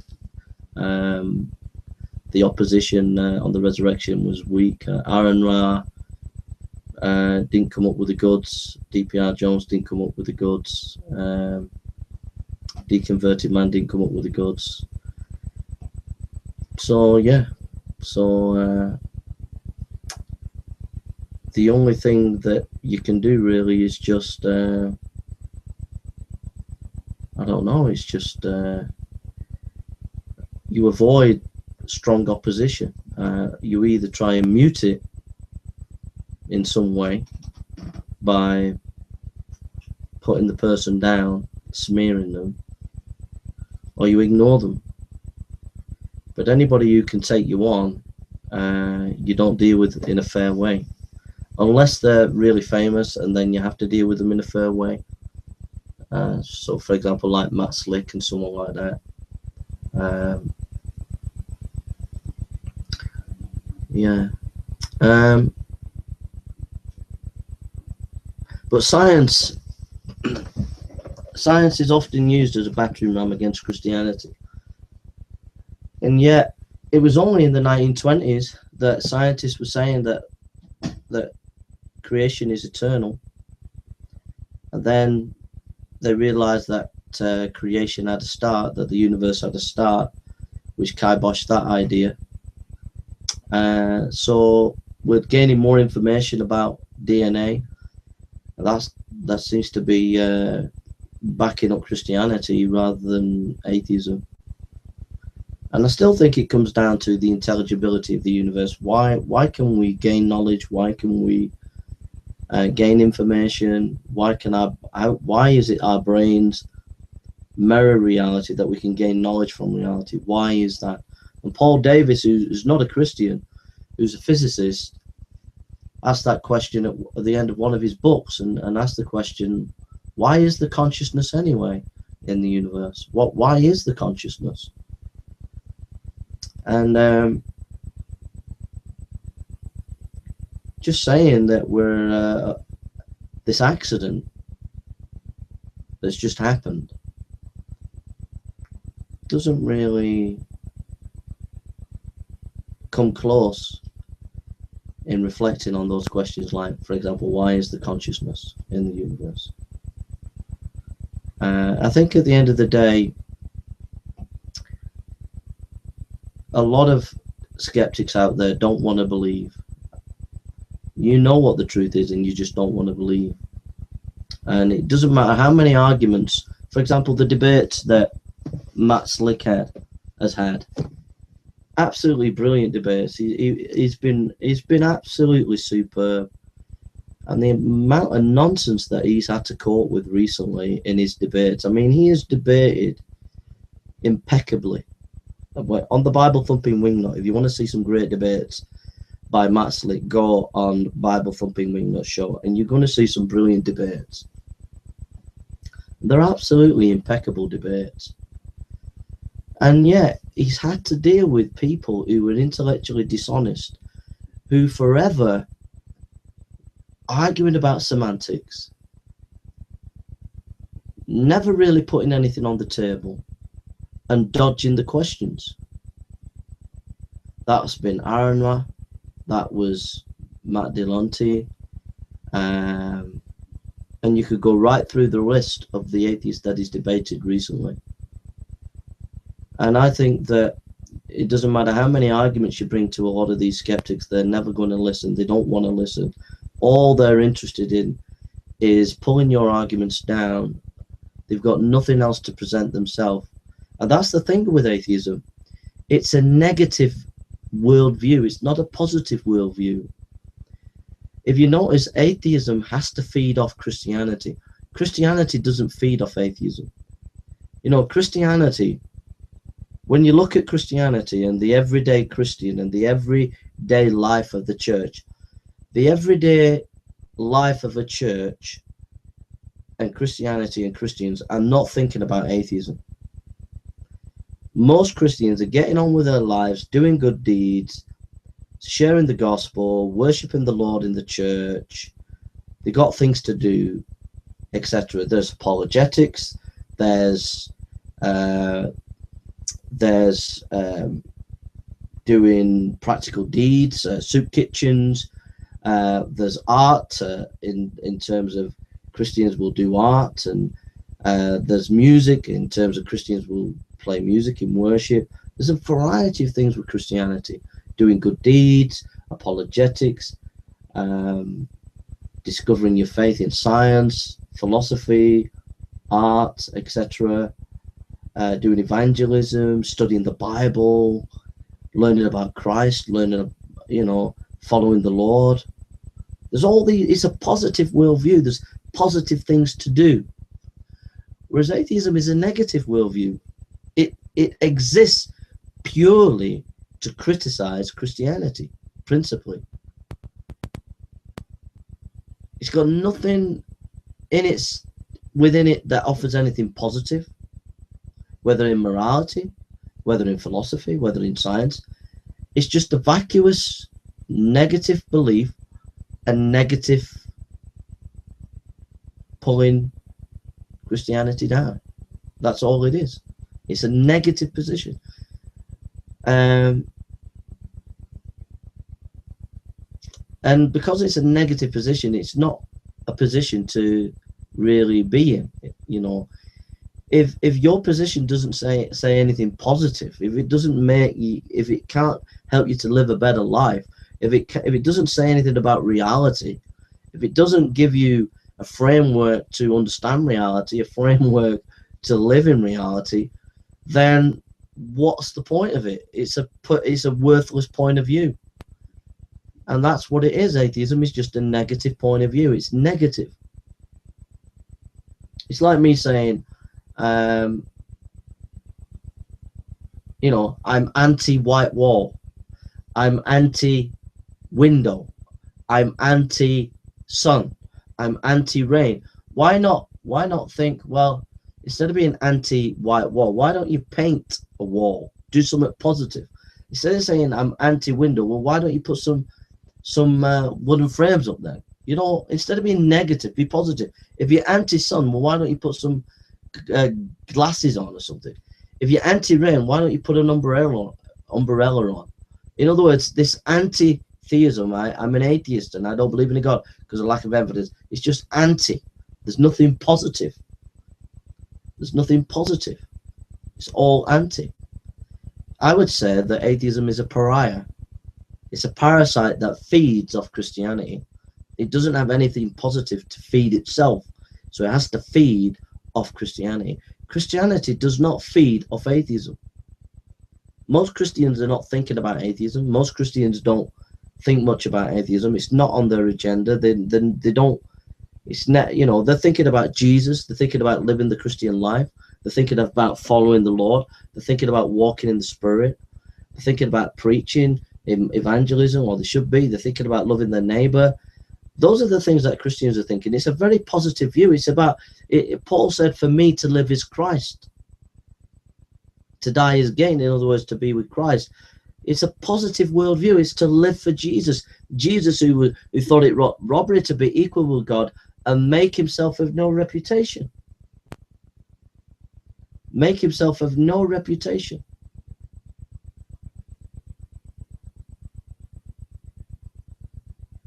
And that is how we are to live. That is how we are to live, like that. a positive worldview, to live like Christ, to live like the Lord.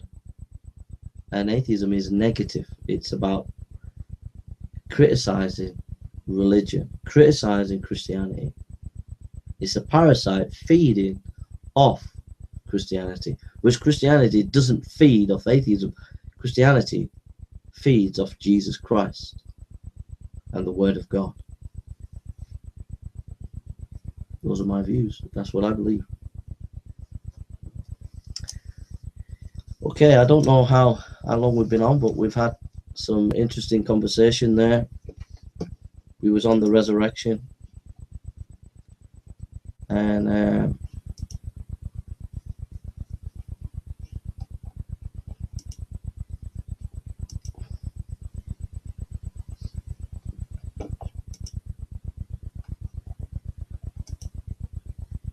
just finished with a couple of things on the resurrection.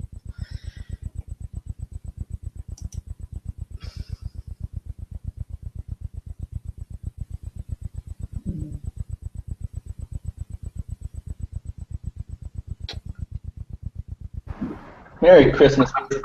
Merry Christmas, Jason. Hi, Epicurus. How you doing, mate? You okay? Yeah, I'm fine. How's it going? Yeah, pretty good. Okay, where are you at the moment? Are you anywhere? Are you in the UK or? My dorm room. Hey? My dorm room. Your dorm room? Yep. How's your MA doing? Yeah, not too bad. Just finishing up the semester. What's your essay? Last essay you've been doing, mate? Oh, so the last essay I was working on was a critique of Houston Smith's volume of World Religions. Sorry, I didn't hear that, Epi. It's a bit.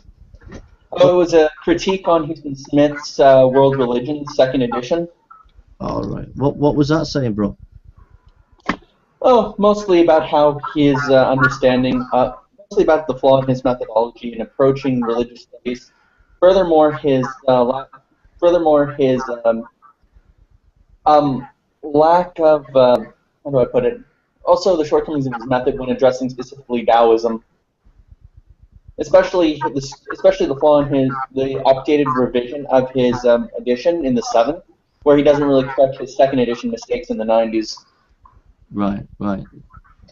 Okay, bro. So, how's the year gone for you, bro? Not too bad. And now, how long have you got before you finish your MA?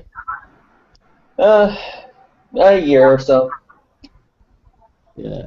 Have you any ideas what you're going to do your dissertation on? Let's see. John Piper's Christian hedonism. Oh, wow. You're going to do it on that? Yeah, I think it could suffice as a meta-ethic and as a good basis. I think I'm exploring it as a meta-ethic and its historical implications. Wow. I'd be interested to hear what you have to say on that when you're doing it, mate. That'd be really good. I think it is actually very tolerant. Although he doesn't really address it as a meta-ethic in his book, Christian Hedonism, it can work as one, and I think it could provide a basis for a decent argument too. But that's on the side. I'm not addressing its philosophical implications. Just seeing if it could be substantiated by any history. Right. I'm having trouble. I'm having trouble hearing you, Epi. I don't know what it is. It keeps. Just give me a second. I'll get my headphones.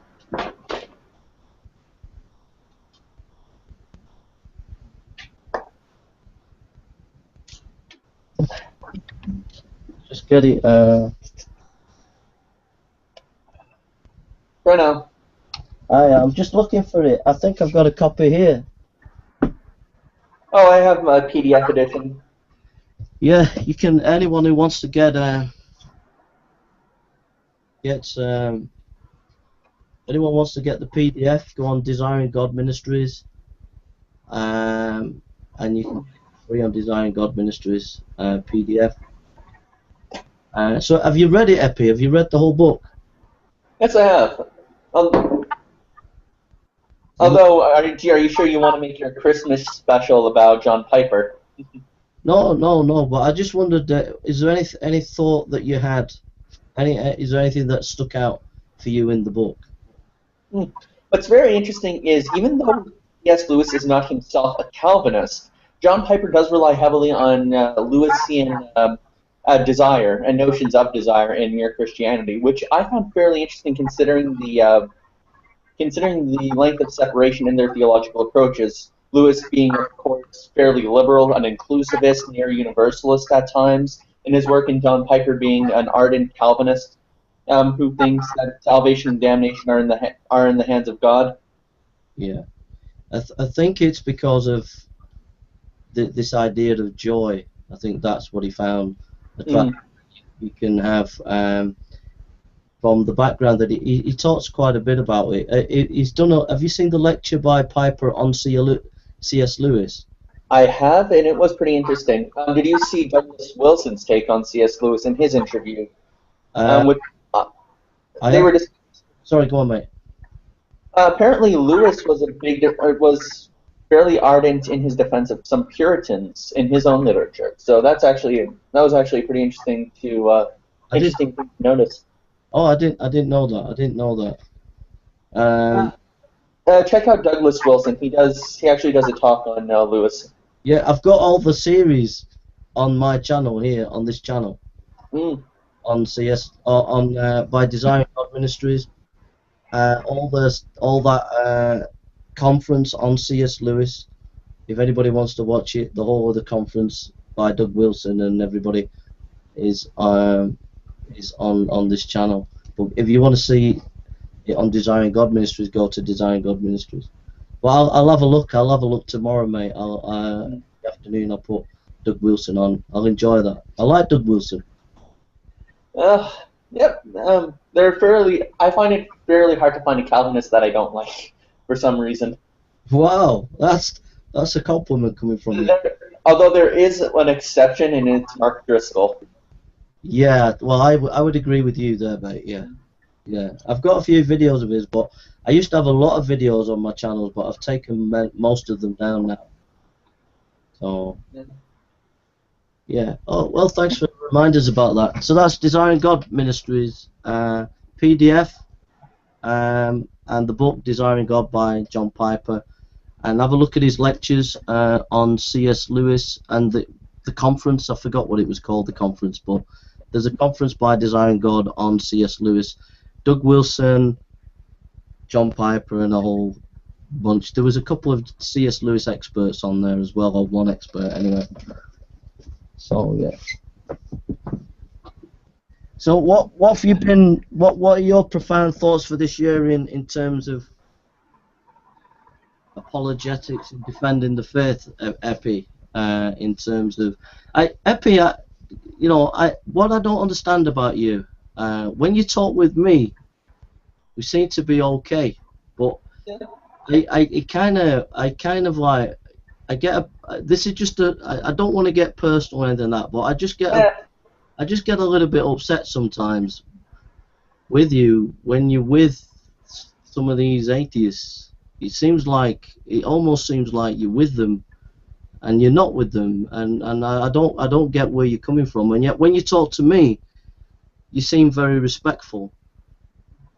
I just don't understand it. All right, so I'll kind of explain this one. So it really just depends on the person themselves. I don't really see atheist or Christian being a big implement on this. So, for example, when it comes to, for example, somebody like Alexander Carson, I get along with him because we're fairly, or Prudent Discourse. Prudent Discourse and I, just to use a better example, actually work together on a podcast. We have a friendship outside of Google+, and we talk a lot more about other things than the theist, than the Great Debate. However, if you look at somebody like, I had a recent thing with Alex over the last week. I'd suggest watching Talking Shit Tuesday. That'll explain it. But I saw it, and I thought you were brilliant. I thought you were very good. So yeah, so I can be very harsh if push comes to shove. So it's not really a matter of who I'm talking to, it's the point I'm addressing. That was the first time I've ever seen you do that. I'm not saying you haven't done it before, but it was the first time I'd ever seen you I've seen you debate, and very good on atheist shows. I've seen you do that, and you've done that very well.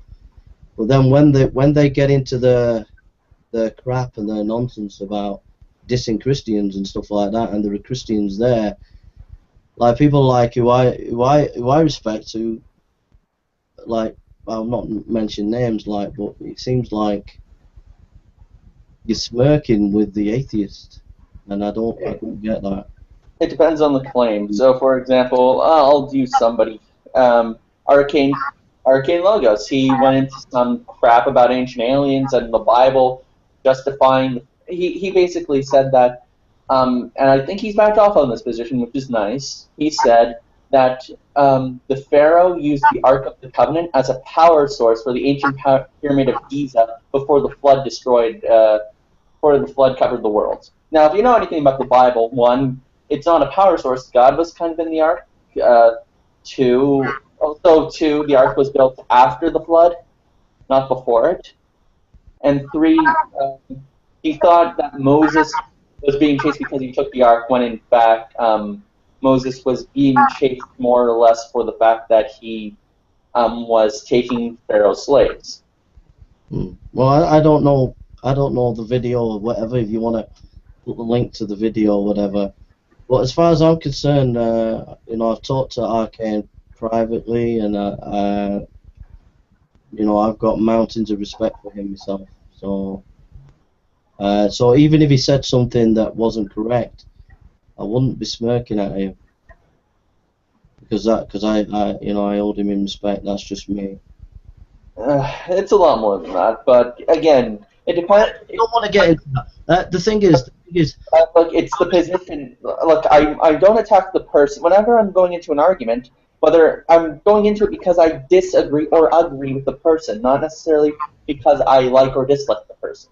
I know, but Gee, when I've seen you loads of times. I've watched you a lot, and to me, it comes across as if you're smirking against the fundies. You sat with the atheist, and I know that you're a very articulate, intelligent person, and you're a brilliant debater and discusser. I've listened to some of your discussions. You're excellent at that, but that's how it comes across a lot to me. Is that I see. I'm just saying that you're not that with me. You're very respectful to me, and so, like, I'm just sharing that with you. I don't want to get into any personal stuff, So No worries. all right, no big deal. But anyhow, is there anything that you want to talk about or whatever, or is there any book you've read or argument that you've really think Thomas Aquinas you seem to be interested in? Do you want to talk about him? Let's see. Sure. I just finished Edward Feser's Scholastic Metaphysics, and I just have to say it's a brilliant read. I'd suggest anyone goes about reading it. I really think that in order for a Christian to be good at conversing, I think there needs to be some background knowledge in metaphysics, which usually goes underappreciated. Usually I see Christians using moral arguments or using epistemological arguments, and metaphysics is pretty much set by the wayside. So what's this book? What is it? What is the book? Can you just unpack a few things? Could you say it again? Because I'm just finding it difficult to hear. Scholastic Metaphysics by Edward Feser. Hey, Ray, what's up? Hey, mate. You all right? You're right. You all right? Scholastic Physics by Edward Feser, F-E-S-E-R. Do you want to unpack it just a little bit, or just say one or two gems on it, what you got out of it? Well, first of all, I have to say he does a damn good job of defending Aristotelian modes of causality, which are pretty essential for doctrines such as creatio ex nihilo, or God's creation without anything. Yeah. I have to say that he discusses it fairly well and gives a pretty articulate defense. I also believe that Feser does provide good grounds for skepticism of Cartesian and post-Cartesian modes of causality, such as occasionalism. Wow. And What's his background like? What is he? American. He's an American philosopher. He teaches out of California. Okay. He's a very conservative Catholic kind of bloke. Is there any lectures that he's done that you can listen to? Like, has he done any lectures? He does a good lecture on Thomas Aquinas' First Way that you can find on the internet. It's on the channel Theology Science something or other. Okay. All right, mate. Thank you. Sounds really interesting, mate. I'll have a look at that, mate. How you doing, Ray? Is it Ray? Yeah. Is my microphone on? I'm having problems with this. Yeah, it happens. I don't know what it is. Every time I log into Google Plus, I didn't realize you smoked, Epi. Yeah, just a nice Cuban cigar.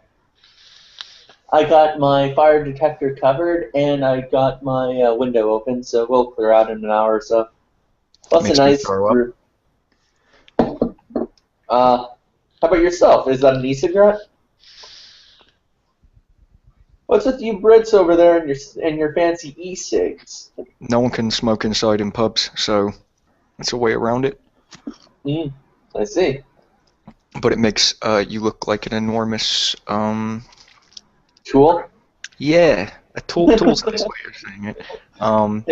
Hey, you also look like a tool smoking a cigar too. So You want to get a berry on? You look like, what's his name? Shagus Shavara, whatever. What's his name? Che Guevara. Get one of them berries on. You look like him. Frank Spencer. Duh. I ain't no commie. Sorry. What was that guy's name? Was it Frank Spencer, the guy? What was the program? He's always knocking himself around. He did all his own stunts.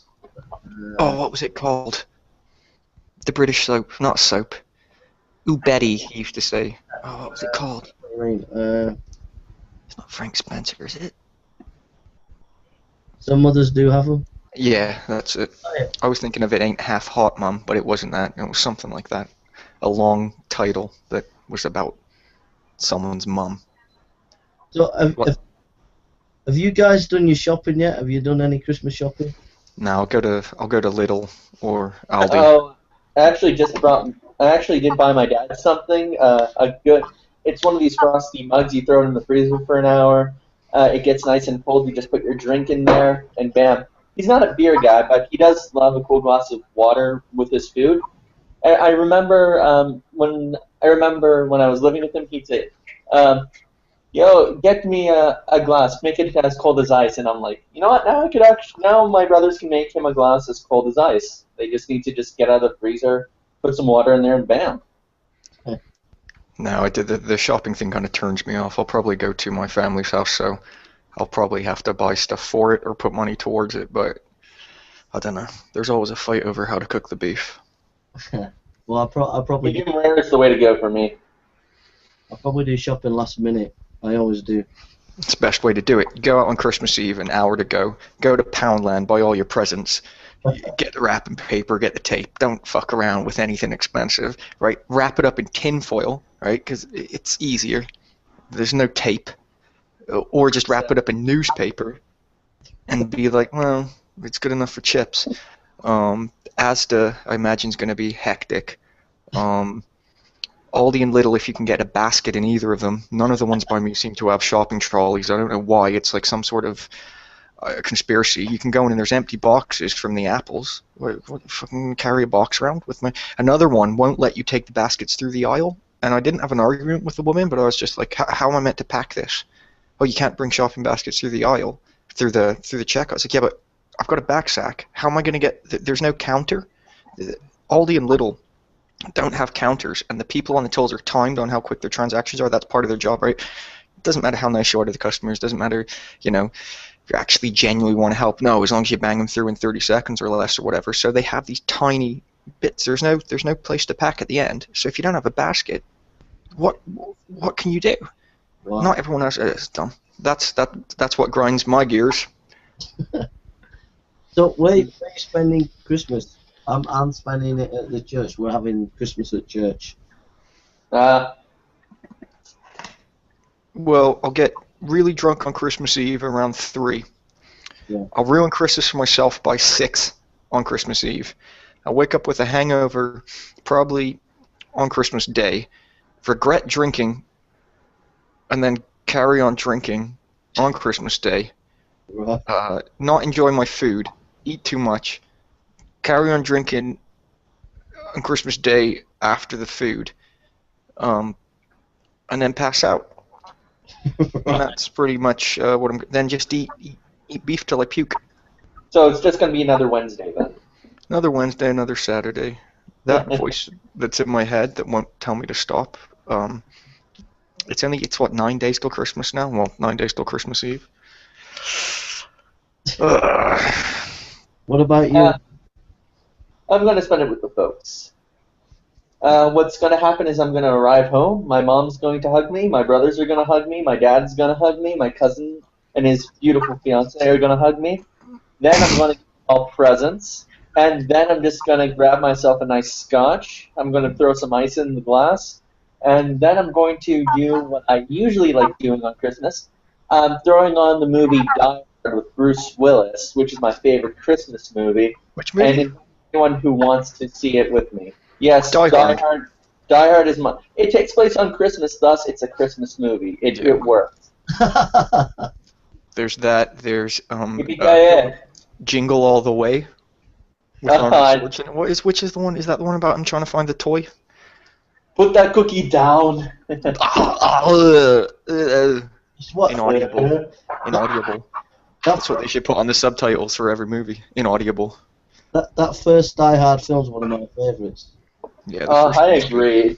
It's a terrific movie. It's your terrific prototypical 1980s action movie. It's awesome. Do you know what my favourite movie is at Christmas? Any guesses? Backdraft.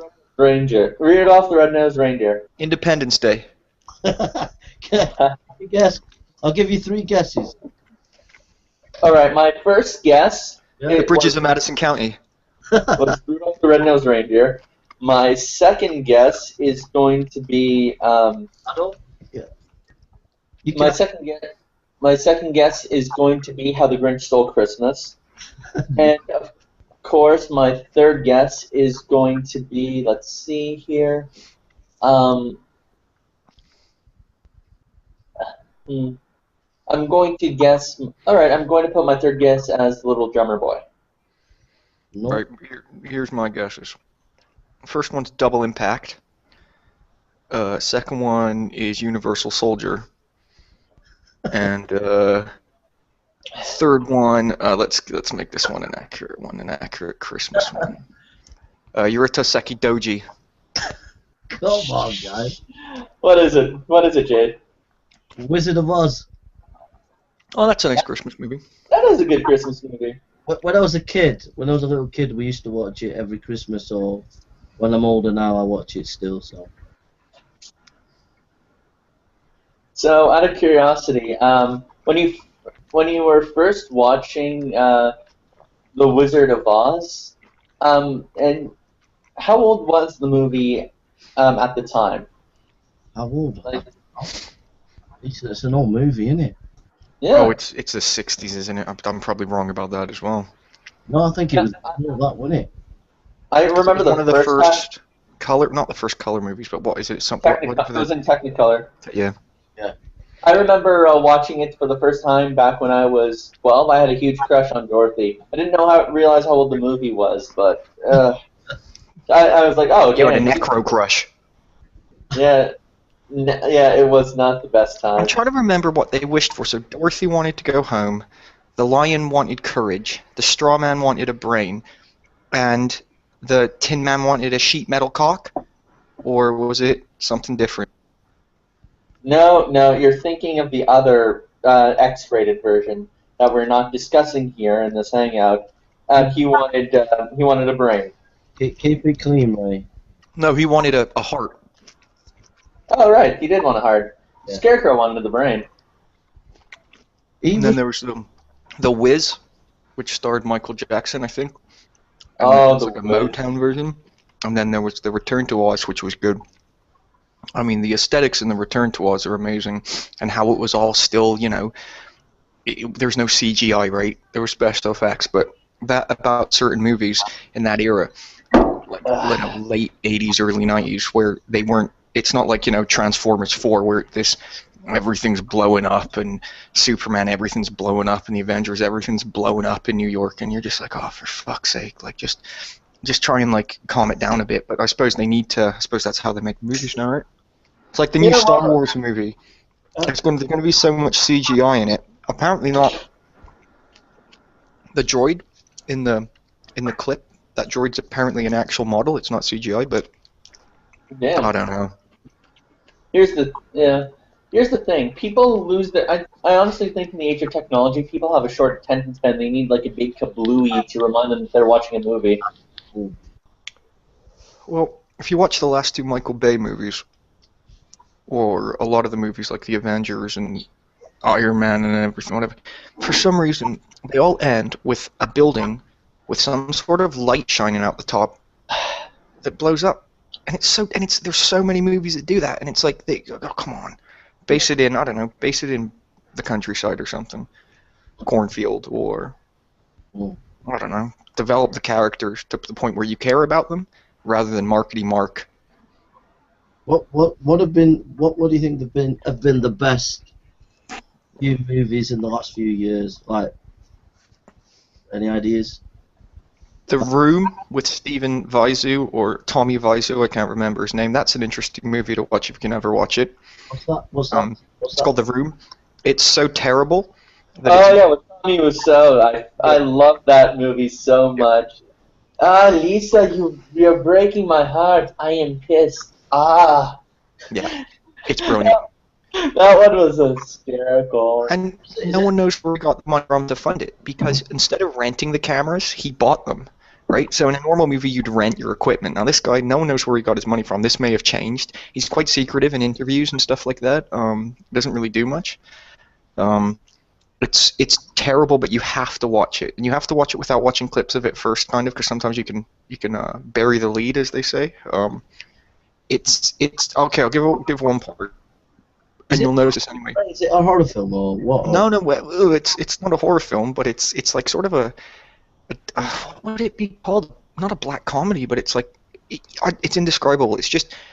It's about relationships and friends, and it's so dumb. There's parts where they use blue screen and special effects when they're just stood on a roof, and then there's no reason to. They could have just gone on a roof, right? All the guys, when they're doing these scenes, they're like playing football, like with this American football, they're throwing it to each other when the guys are just hanging out and talking. It's so forced, but it's good. Wait, you don't just wait. Are you guys telling me in the UK you don't just randomly take all your friends and play football for no reason? And by football, we obviously mean just throwing a pigskin back and forth. I don't know. You might kick a ball around, but not in every single situation.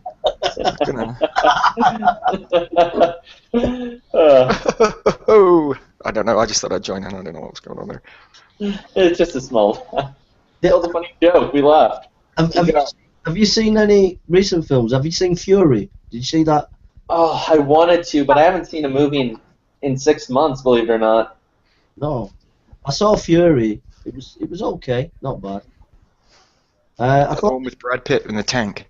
Yeah, I thought the ending though was a bit could have been a lot better, But it was very real, like gritty. You really felt a feeling for the war, But at the end, they take on the tank breaks down and they take on like an SS division or something and blast them all. It was kind of like 18 style stuff. I thought, Just got a bit too unrealistic in the end or something. yeah. But it was good. I enjoyed it. The last movie I saw at the actual theater was probably, I can't even remember what it was called. It had Johnny Depp in it, and it was about samurai, kind of mystical. Samurai? Yeah, like samurai. It was Johnny Depp. Not Johnny Depp. What's that? Keanu Reeves. Can't I get them confused? Keanu Reeves, and it's like this samurai sort of mystical samurai movie. I can't remember what it was called. It was. What was this?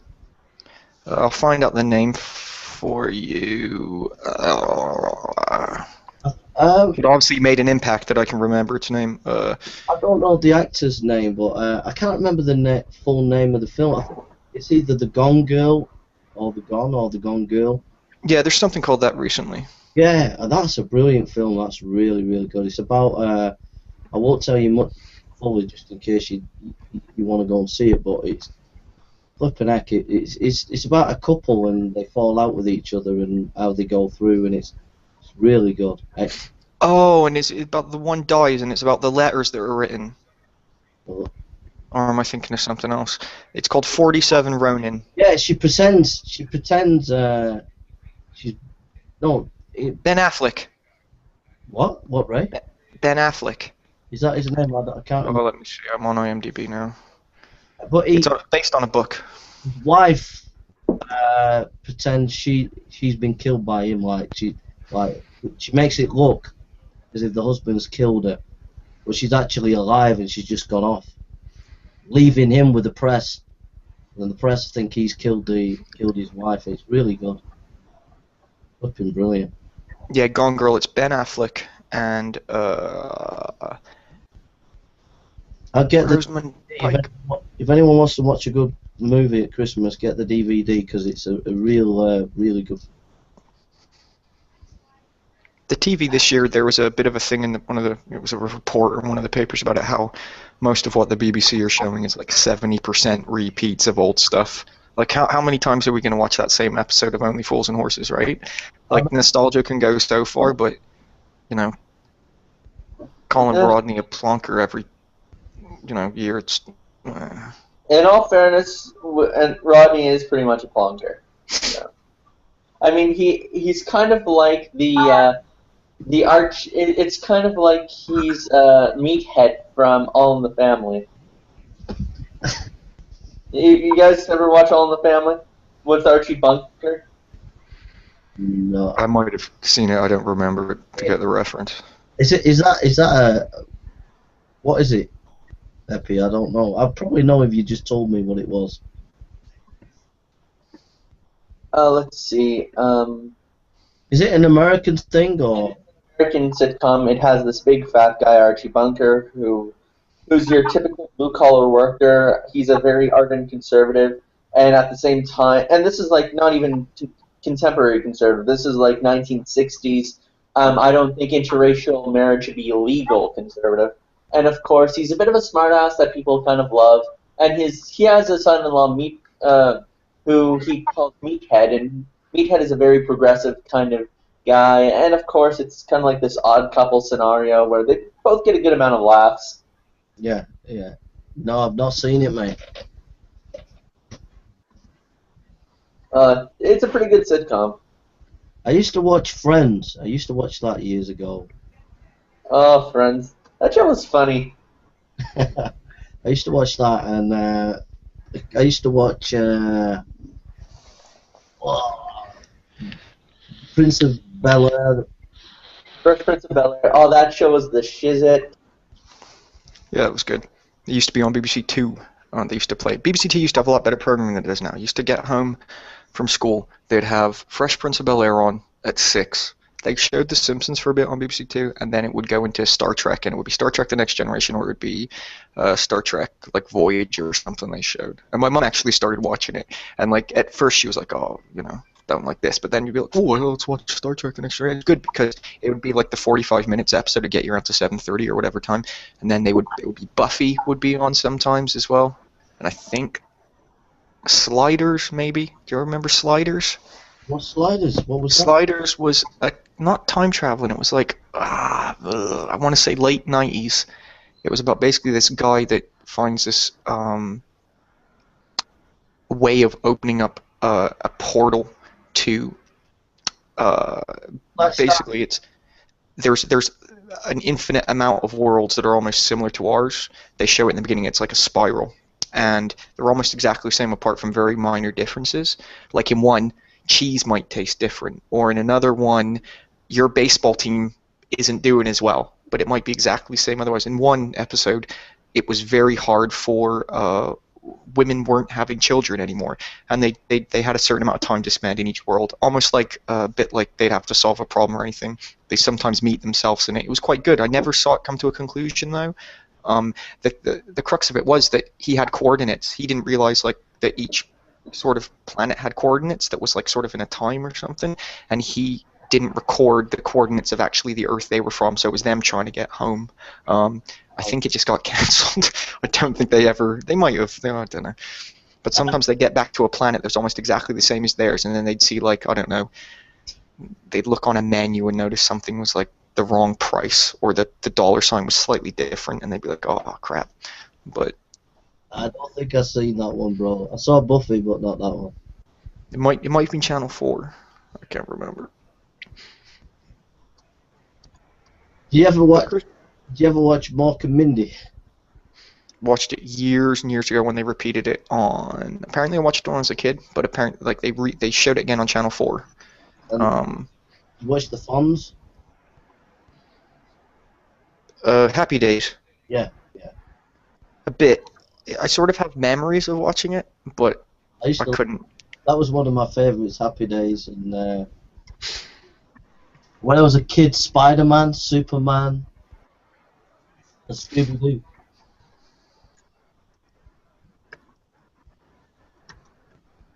Yeah, I remember Spider-Man being a fun thing. I remember having a Spider-Man costume my mum had made out of like a red jumper that we'd drawn on with like black permanent marker, and I used to tie like bits of wool to my wrist and stuff, and like I used to like web up my bedroom with things of string in that, and I had like a sort of balaclava like hood, and I used to have the toys. What was the toys? They're not. I want to say Mezco. They're like toys where it was sort of like an Action Man, but they had like cloth clothes on the outside, and even had little popper buttons on the back. But the head was like not cloth; it was like plastic formed. I think they're called Mezco. I think they're called Mego. Migos. I think they're called Migos. What was the best Christmas present you ever had, and the worst Christmas present you ever had? The best Christmas present I've ever had was my Nintendo GameCube back when I was like 11 years of age. That thing was the shiznit. My least favorite Christmas present is not so much a particular present, but a group, which was clothing for myself back when I was 5 to 13 years of age. After I hit 13, I was like, I want some nice clothes to impress some of the girls at the junior high who don't like me in any case. No, that's because my personality was pretty much... You think it's shit now, it's far worse than what it was. It's far better than what it was. All I can say. Like, I think the stuff I used to not appreciate, I appreciate now. Like socks and deodorant and shower gel, toothpaste. I love that stuff. Anything like that. You always need it, right? Oh, dude. I can't think. I get books at Christmas, so I can't remember which books, but when I get a book, that's a good present for me. What if it's like a horrible sort of book that implies something like, I don't know. I don't like it when I get when you get a book like, say, it's Robbie Williams or something like that, and they've just gone into Poundland and bought it, and then you get it, they wrap it up and you open it up and you go, thank you, and it's just like, what's Robbie Williams or Princess Diana or something like that, and they just... The unofficial autobiography of Princess Diana, written post fucking, what do they say it when after someone's dead?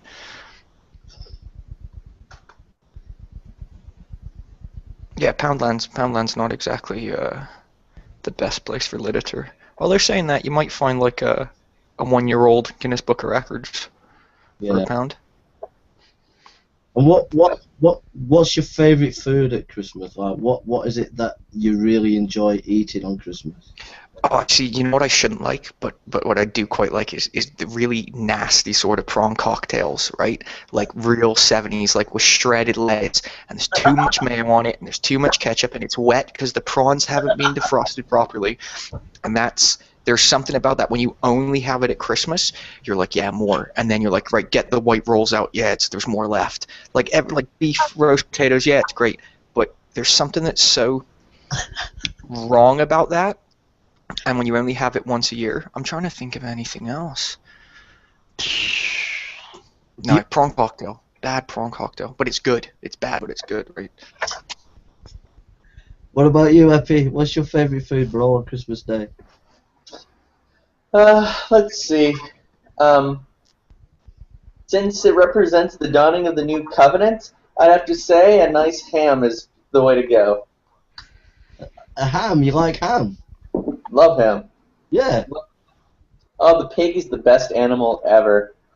Wow. I just put horseradish sauce on everything though, just to the point where like it starts choking me up my nostrils, like, and it doesn't matter what it is. Like I'll have like, do you know when you cook a beef joint, I like the ends are obviously like really burnt. Like I don't care.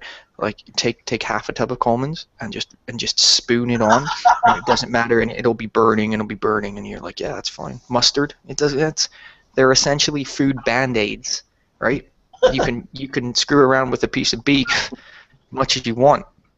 You can cook it as raw as you want. You can burn it.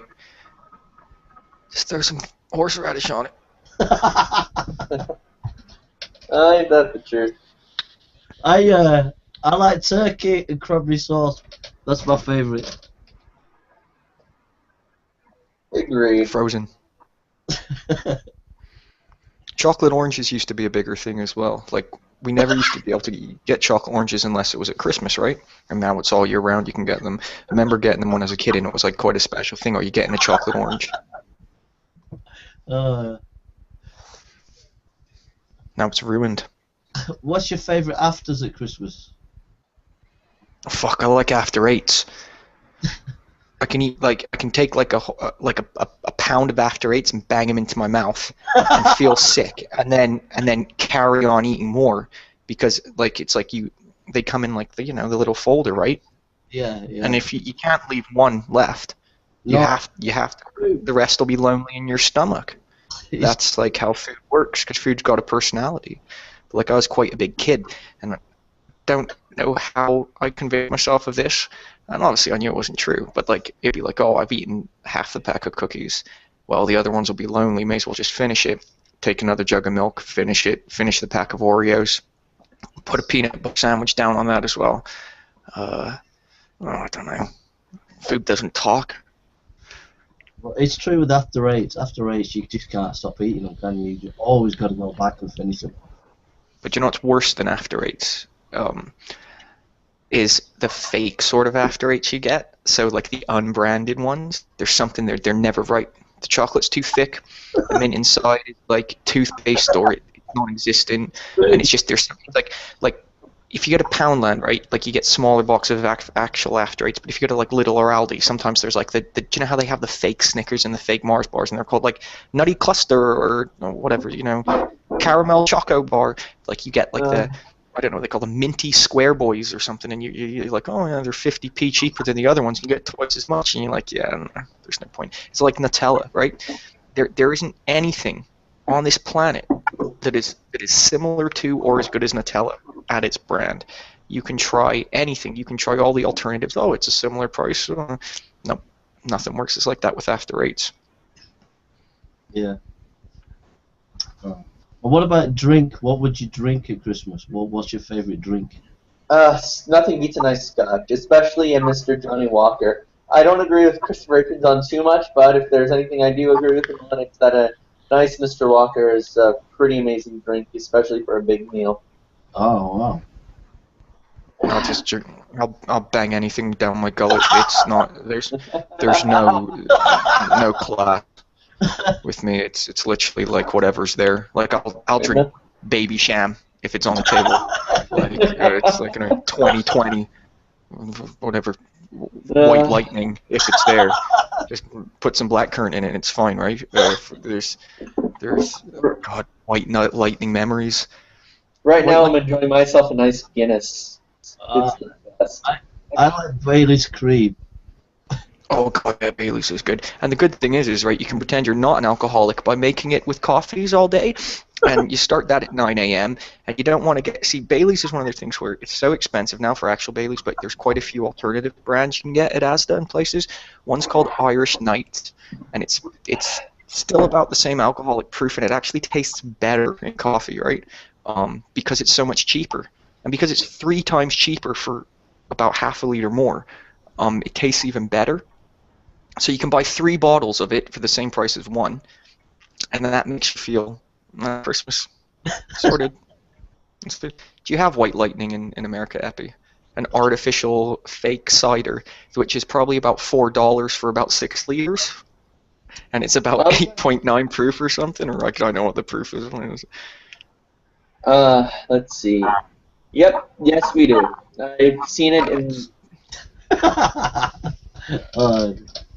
One thing I might try and get my whole family involved with on Christmas Day is I might bring like a crate of Special Brew round, and just see if I can get like some sort of American Gladiator stroke Family Feud fight going over Monopoly. Monopoly 9 times out of 10 will end up in a fight. I don't know how the Parker brothers sleep at night. No, it's ridiculously bad. I mean, I don't get the point of it. It's supposed I've never had a good game of Monopoly. I'll explain it to you. Monopoly is a secret communist plot in order to get us to associate capitalism with hatred of our fellow man.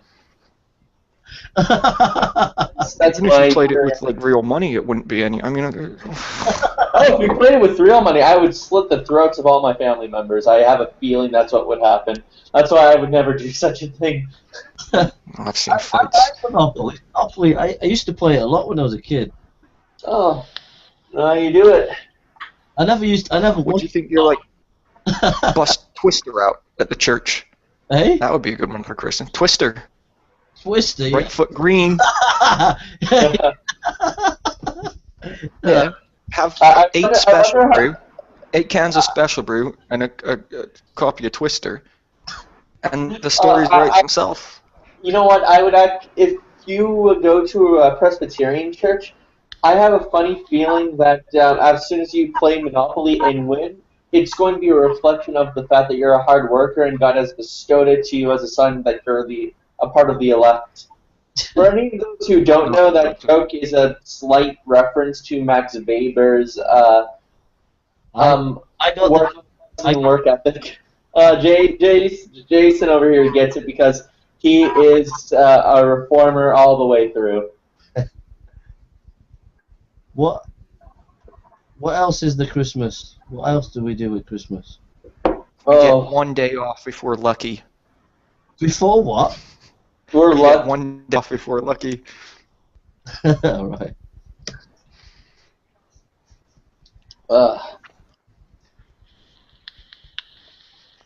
You inevitably run out of milk and bread at some point as well. Agreed. Do you like it when it snows on Christmas or not? It depends. If I'm staying in my own house, I like it to snow. If I'm going somewhere, I couldn't hate it more. Wow. I like it. Weather outside is frightful, but sorry. It's alright, bro. I would like it if it snowed here, but the chances of us getting snow this year, I mean, look at today. I mean, it's about 2 out now? It's like 2 above. It's not. It was so warm up into October, unless we get some sort of freak weather. I mean, they said last week or whatever it was going to be really windy. We're going to have some massive windstorm, 80 miles per hour. It never happened. Not that anyone noticed. I'd like it to snow, just because it would define the seasons a bit more. Like, there's only so long you can go on with it, everything being so, like, sort of, so before it gets boring. I definitely hear you on that one. Like 8 foot of it. Give me 8 foot. Right now, I have one cigar remaining. It's a beautiful Dominican. I just smoked all my Havanas, and I'm thinking of saving that one for Christmas. The only problem is my mom would kill me if I was smoking in the house. Wow. Here, I could open up a window, and the smell is pretty much gone. What are you doing to cover up your fire alarm? Do you use the old KFC bucket trick, or are you bagging it? There it is. Are you bagging it? Christ. Bagging it. Hey, You it can works. get, if you want something to pull off real quick, if you get a KFC bucket or like a big McDonald's cup, you put double-sided tape around the rim. As long as it's thick enough, you just whack that on, and then in case you have room inspections, you can put like a piece of string on it, like a light cord, and just pull it off real quick. But some things are worth more effort than the results. But Don't get room inspections here. does it set off like the alarm in the whole floor if you do it?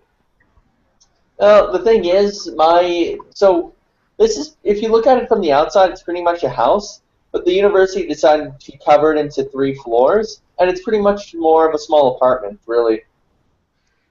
So I'm currently living on 1 floor. Me and my roommate. There are 2 more guys downstairs and 2 more guys in the basement. But it's pretty awesome. What's really awesome is next semester my roommate's leaving for South Korea for about a semester. I get the whole place to myself. That could be creepy. It could be, but at the same time, at least I can walk around naked. So if there are ghosts haunting me, they're gonna have to look at my pasty buttocks. Oh, dear. Uh, Guys, I'm going to go in a minute, mate. Guys, listen, I've really enjoyed having a chat with you. It's been funny, mate. Guys. we talked about Die Hard, John Piper, and getting drunk off our butts. I think it was a good hangout. Thanks for coming, Epi and Ray. Sorry.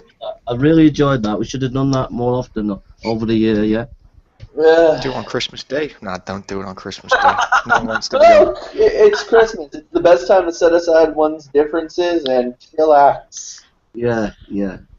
Well, if I don't see you, have a good Christmas, guys, yeah? And thanks for coming on. I really enjoyed it tonight, talking to you. You as well. Alright. Alright. I'm going to go in a second. Do you want to say anything to anybody? Anybody?